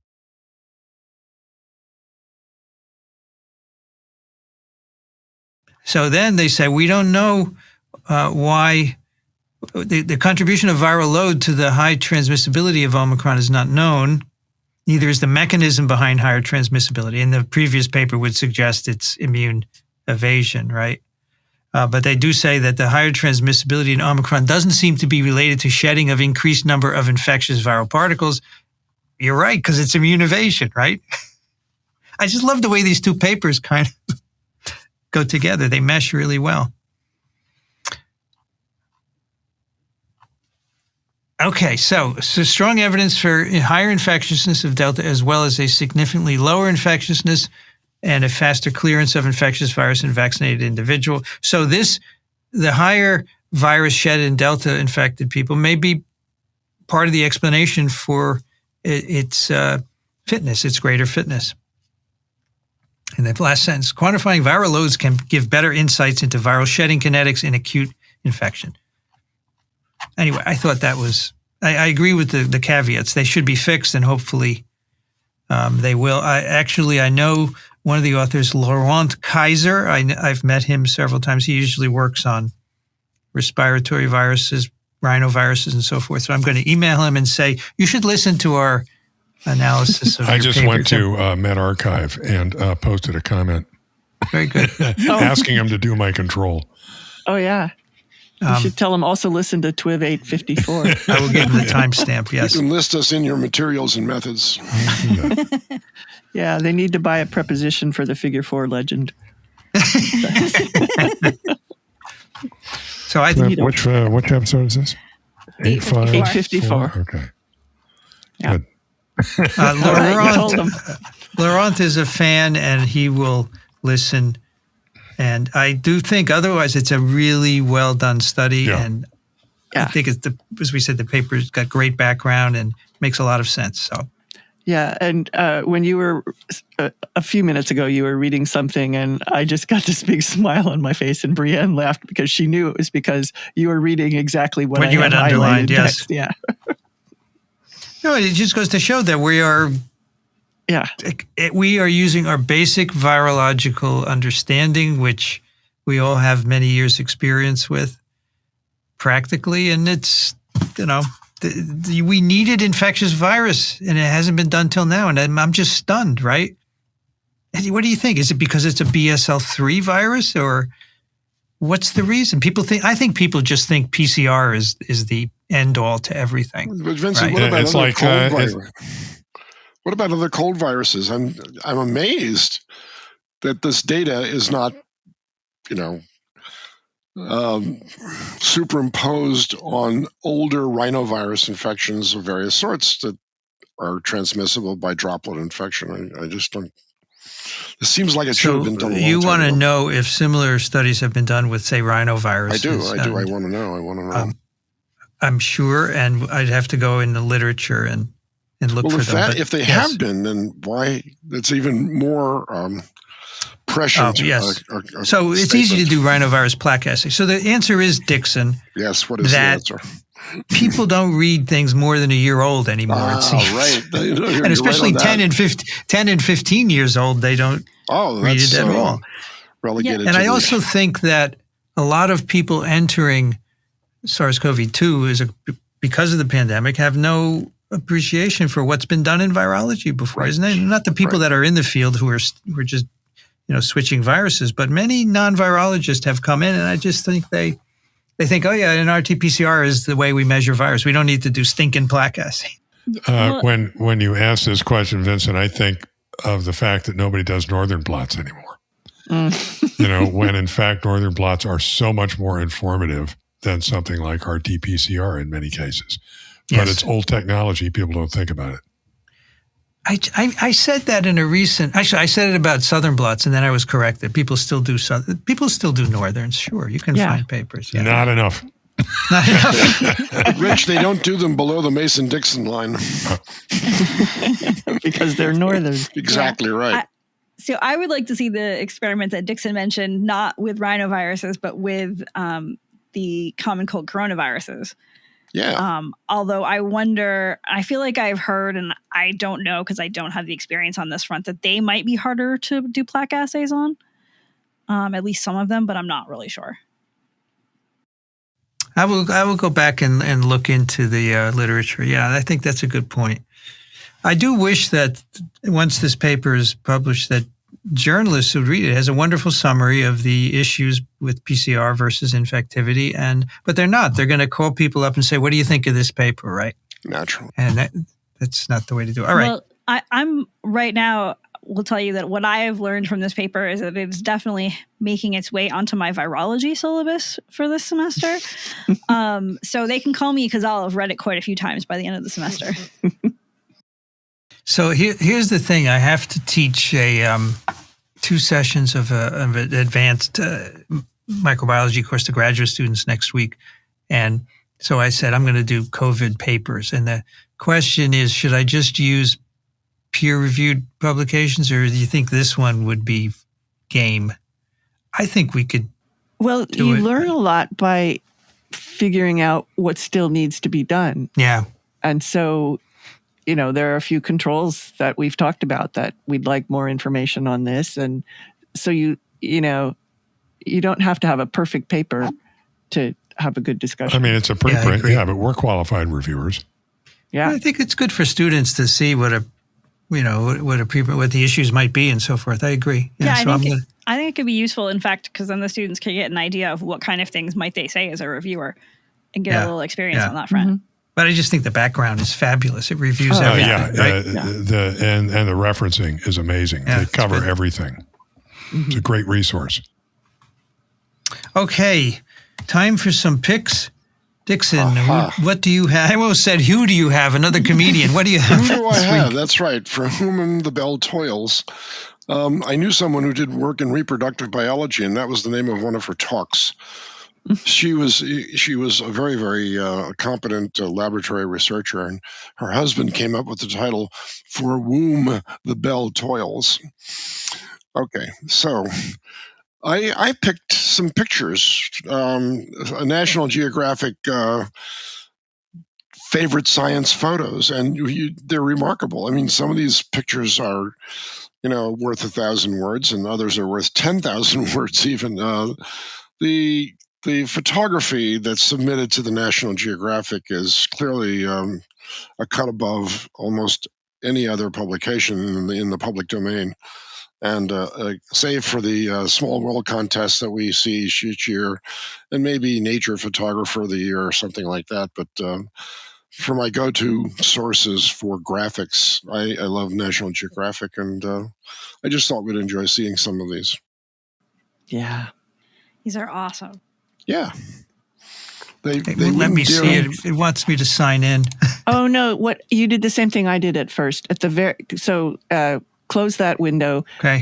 Click on the link again, and at the very bottom, it says Nat Geo roam the planet in search of, and there's a forward arrow. Right. Okay, got it. Right. Thank you. Right.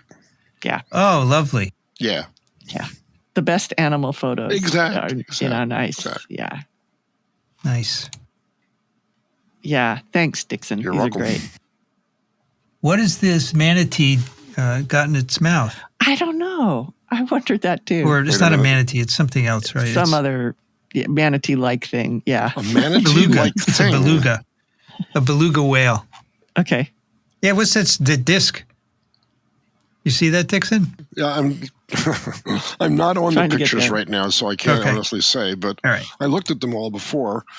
No, I'm stuck in cyberspace right now. Sorry. It might be some kind of animal. Might be some large green flat fish. Greenish. Maybe. I don't know. Yeah. Anyway, some listeners will tell us what it is. Sure they will. Brianne, what do you have for us? I have some videos that were made by the American Museum of Natural History. I was shown a link to one of them, and I tried to look into it and found out it was part of a series of videos that were being made, and watched the entire series. There are only 3, although there's a 4th one on the way, and I could not decide whether the "What is a virus" video or the one about how vaccines work was my favorite, which is why I decided to just pick the series. So these are short videos. They're about 5 or 6 minutes, animated, kind of meant for, kids or people who don't have a lot of background, but they are really fantastic.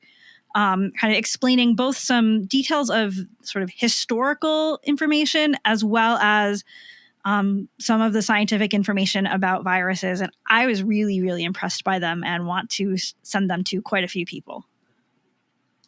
Cool. The science behind studying viruses. Yeah, so that one talks a lot about sort of mathematical modeling, but also X-ray crystallography and EM.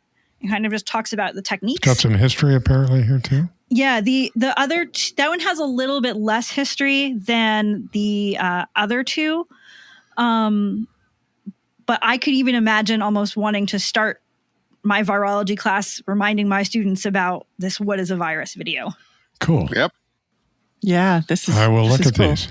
Yeah, I had a contact with someone who was a parent of a U of M student who in the fall of 2020 was all upset about how Michigan wasn't going to be testing and students were going to be back in class together and all that. And then it came out that that they work at the American Museum of Natural History and set up live exhibits and kind of said, oh, next time you're here, if, thinking that things would be good, that I could get a behind the scenes view of that. So that was going to be cool. Brianne, I bet you could get some interesting answers as an extra credit question on an exam if you asked them whether a virus was alive.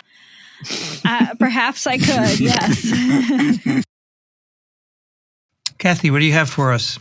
I picked a paper which was sent to me by a listener a long while back. The paper was published in November 2021. And then it took me a while before I got around to reading the paper in its entirety. It's a review article, Current Insights into Respiratory Virus Transmission and Potential Implications for Infection Control Programs. And I just did the test at the beginning of the show. Evidently, it's paywalled. So again, if somebody wants the full paper, let me know. I'll figure out a way to get it to you. One of the authors, the second author, is Donald Milton, who of the Gesundheit machine fame.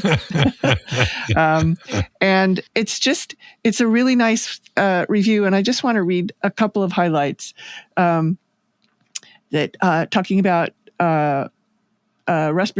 respirators in negative pressure rooms that were recommended when caring for patients with influenza or SARS-CoV-2 when undergoing aerosol-generating procedures. An increasing body of evidence questions this framework because people emit respiratory particles in a range of sizes. Most transmission nonetheless occurs at close range because virus-laden aerosols are most concentrated at the source, and then they diffuse out. And then this, again, people routinely produce respiratory particles in a breadth of sizes. Particles of all sizes can carry respiratory viruses. particles much larger than 5 microns can be airborne, and virus-laden aerosols that can bear the full range of respiratory viruses can be inhaled directly from the air and cause infection.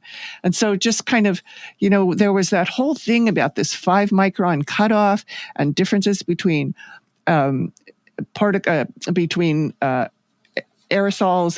and particles and so forth. And it just really, it kind of comes up to a point, Vincent, that I think you would like, where they talk about contagiousness, and they're really kind of talking about fitness. And it can be due to higher viral loads or greater emissions from source patients, alternately enhanced binding to target cells, immune naivete, and or immune escape. Yes. And so, anyway, it sort of calls into the question, they say almost all procedures traditionally classified as aerosol generating produce few or no aerosols, and the sole exception is nebulization. And so they have potential implications for infection control programs. They talk about how healthcare workers get sick. Transmission risk does not differ by droplet versus airborne pathogens, and this leads to misallocation of resources, inadequate protection for healthcare workers, and increased risk for patients. So it's just really well put together. And I just thought, here again, I kind of highlighted a bunch of points. I didn't read all of them to you, but really worth reading. Sounds great. Sounds like it's worth a read. Sounds really good. Good. Thank you. Rich, what do you have for us? On a lighter note, I've mentioned this before, but it's time to make it a formal pick. The last book in the Expanse sci-fi series has been published recently. It's book number 9 called Leviathan Falls by James S.A. Corey, which is a pen name for 2 other guys.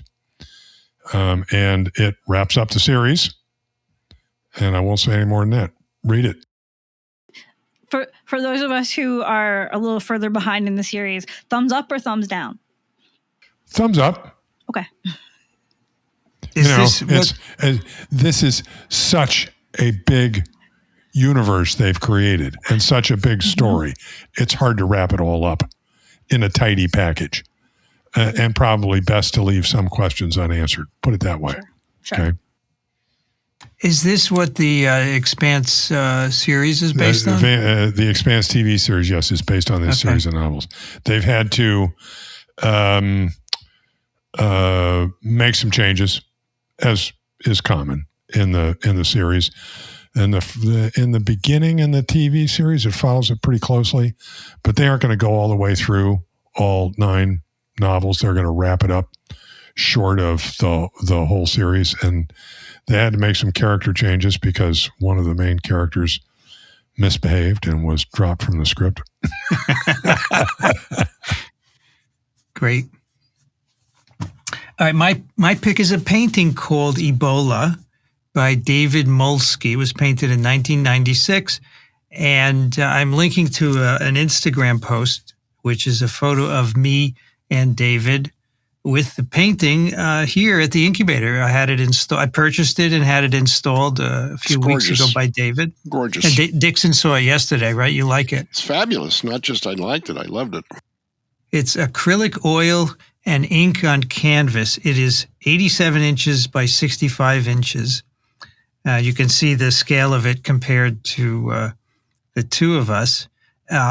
So I was at the Whitney at the end of, in December last year. And I met David, and we started talking, and, I told him I did this podcast, and I was very interested in viruses, and he whips out his cell phone, and he's got his whole catalog. He's an artist. He's an oil painter. He whips out it was one of the first paintings I ever did. So he went to Berkeley and learned art there, and has apprenticed with some well-known artists, and now is a professional painter, and he does exhibitions. He sells his paintings, and it was Fred Murphy's electron micrograph. I was just saying the same thing. Yeah. And I said, "Do you realize this is Fred?" And I said, "Here's a link to the TWiV we did with Fred, where he describes, bringing the dripping X-ray to the conference room and saying it's a filovirus. Wow. It's I'm going to have it's on the wall right behind me, actually, and I'm going to put a little, it's called wall text, right? When you go to a museum, you see the wall text. So David wrote the wall text, and it says, after reading Richard Preston's The Hot Zone 1994, Molsky felt a deep sense of awe for viruses and the real threat they pose to civilization. Determined to create a large-scale representation of the virus, Molsky researched Ebola at UC Berkeley's Bioscience Library and came across Fred Murphy's iconic electron microscope image. With expressive strokes, Molsky painted the outline of the viral filament, described by Murphy as a dark beauty, a horror. Then, with a mix of acrylic, gel medium, and ink, he painted an interpretation of body fluids and intercellular space. On the right side of the composition, he also painted the protein feet of another viral terror, HIV. And so he told me he had actually the entire HIV particle as another part of the same canvas. And his Berkeley professor said, no, it's too much on one. So he cut it off, which I cannot imagine doing, right? Cutting off your canvas. And so what left is, I guess, some of the spike protein. A lot of artists but I think that. When you walk in the room, it's totally transformed the room. Right? Totally captures so cool. you. And the more you look at the painting, apart from the virus particle, there's more and more detail the closer you get. It's almost like looking at a Jackson Pollock in that sense. Yeah, it's a work of, it's modern art. Yeah, and even though he's not a modern art painter, you can go to his Instagram page and see what he does. This was an early work. He was finding himself, and it's got dimensionality. So it's not just oil; it's acrylic buildup, and different parts That's have. right. And so he brought it here. He had been storing it in Chapel Hill, where his parents live, and he was living in Brooklyn. His studio was in Brooklyn, and he's now left. And actually he's in Austin now. Rich, is that right? He's moving to different cities, and he's painting, and he wants to travel for a few months and then settle down again. But he brought it in a wrapped up. These canvases are just wrapped up. And he carried it in a ski bag. He brought it up on the train. He brought it here, and he showed it to me. And I said, yeah, I'll take it. And he then had a frame delivered, which is an aluminum frame made specifically. And then what you do is the frame has a piece of wood inserted in the back, and you wrap the canvas around and you staple it. Right, and he has some tool that tightens it. And I watched him do this. It was just, wow. I took a video of him mounting this, and then I helped him to mount it on the wall. So it was really an experience seeing him. And he said, this is the perfect home for this painting. Yeah, absolutely. That's great. Yeah, that's great. Because he said, I haven't sold this because I want it to be in a place where it makes sense. I don't want it to disappear into someone's private collection. So I said, this is perfect for it. And I had the wall. This is a big wall in the incubator. So when you come visit, you'll see it's just, yes. So I took the liberty of emailing to Fred Murphy that this was your pick, and I sent him the image, and I asked him a couple questions like, did you have other images you took that day? Did you have any idea that this would be the one? And he sent an image of the Ebola virus on a tombstone. He said, little did I know it would be on my tombstone. And he said it was shot the first day, 1976, 46 years ago. Wow. Patricia Webb gave me a bit of the Vero juice loaded. There were two good images among the 50 or so that I shot that day, this one and the other good one. Usually I don't like the colorized versions, but he's attached those.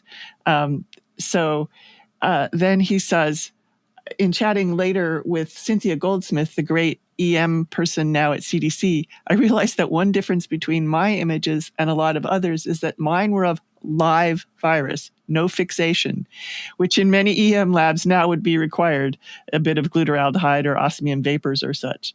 Live is better, as it was or is with all the other viruses ever imaged by negative contrast EM. So anyway, so he's really excited too. So I told him, listen on Sunday when this gets released. Vincent, you have a golden opportunity here of actually getting a reprint or a print of the original photograph that inspired the artist to paint it. Do you think you might share one with I was you? thinking about that. Yeah. Yeah, put it next to it. Yeah, that's a good idea. Yeah. And so I'll forward this email from Fred to you, Vincent, and you can. Oh, in fact, he already CC'd you on it on his reply. Yeah, So you could even have the photos with Fred's description, like in the email of his experience. Sure. Yeah. I think that's a good idea. Yeah. Was Fred aware of the artist? No, I'm sure not. He doesn't say so. No. Yeah. So yeah. I mean, David is a good artist, but he's not a household name, so Fred wouldn't know. Yeah. And this was just in his collection. He didn't sell it, right? He sells many of his works, but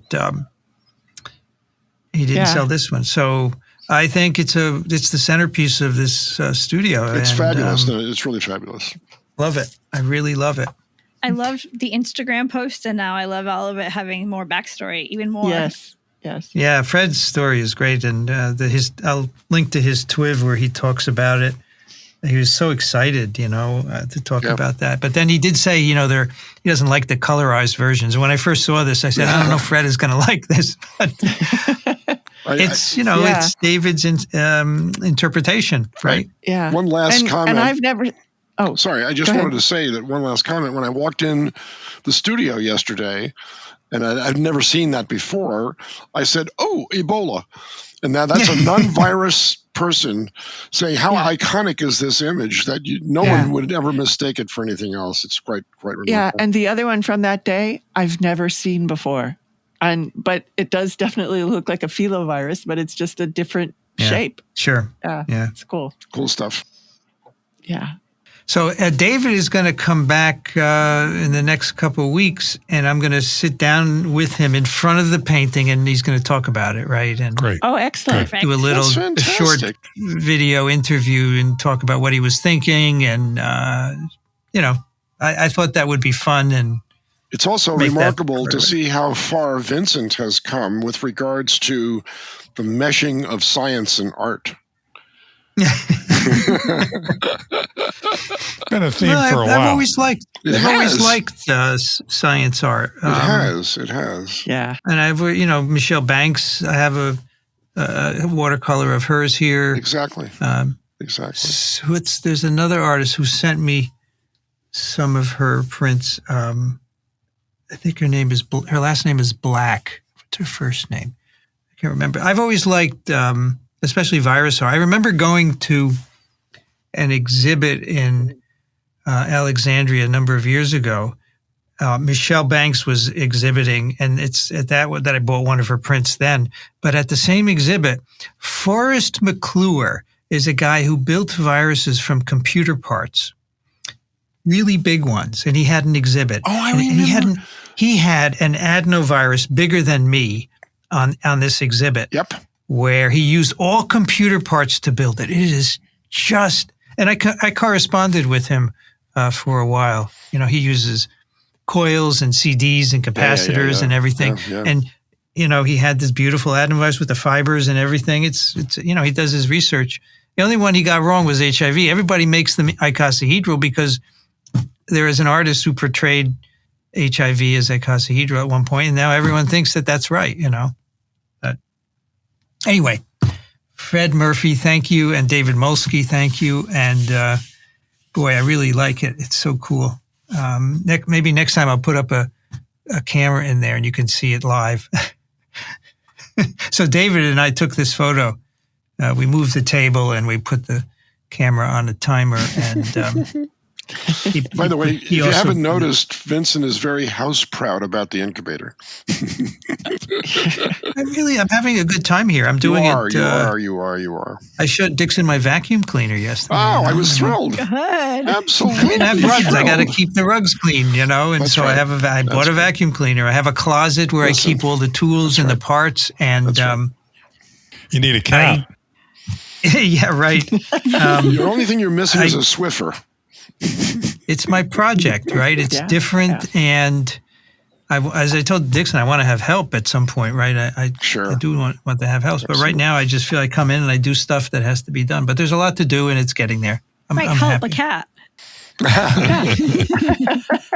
We have 2 listener picks. Randall writes, my wife and I are coming up on our 2-year anniversary listening to your podcast. Want to thank you for all your efforts. My listener pick is an episode of the podcast Decoding the Gurus, hosted by, in their words, an exiled Northern Irish anthropologist and a hitchhiking Australian psychologist. In this particular podcast, which lasts over 3 hours, they carefully go over the appearances of Robert Malone and Peter McCulloch on the Joe Rogan podcast and skillfully point out the tricks and techniques that conspiracy theorists like these 3 use to spread misinformation. The hosts are not virologists, and they include in their show notes links to videos that address the technical flaws and outright lies made during the podcast. But the value of this podcast is that the hosts use their knowledge of psychology to give us clues and red flags to watch for when listening to so-called experts like Malone, McCulloch, and Rogan. For me, this was the first time I heard extended cuts of statements made by Malone and McCulloch, and it was striking to hear their falsehoods. I couldn't help but think that Malone and McCulloch are to public health what Bernie Madoff was to finance, namely con men. Randall is from Anchorage, Alaska. I'm really glad they did this because I get emails all the time. Would you please watch the Joe Rogan and give us an analysis? And I just don't have time to do that. So thank you for doing that. And Joe Rogan, you should be ashamed of yourself. But you know what? It gets you money, and that's why you do it, sure. Right? Absolutely. And Sue Ellen writes, I don't know if you're familiar with the Understanding Evolution website, but it's a great resource. I thought this was really helpful as well as easy to understand, so I thought I'd send it along in case you want it as a listener pick. And she sends a link to Understanding Evolution. The particular post is Omicron in the Case of Hidden Evolution. Understanding Evolution is based out of UC Berkeley, and it's designed as a site for educators to use when teaching evolution. But I find it useful when I have questions about evolution and want easy to understand answers. So I thought I'd pass this one along since it's about COVID evolution, although I noticed they do use the word mutation when referring to the changes that have occurred to the virus. So Welland's in Roswell, Georgia, where it's the coldest day of the winter so far 35 but sunny. Brianne, did you know about this site? I have used a piece of that site, but I don't think I've looked extensively at all the resources. There's Looks one good. part of it that I know I've used before. Thank you, Sue Ellen.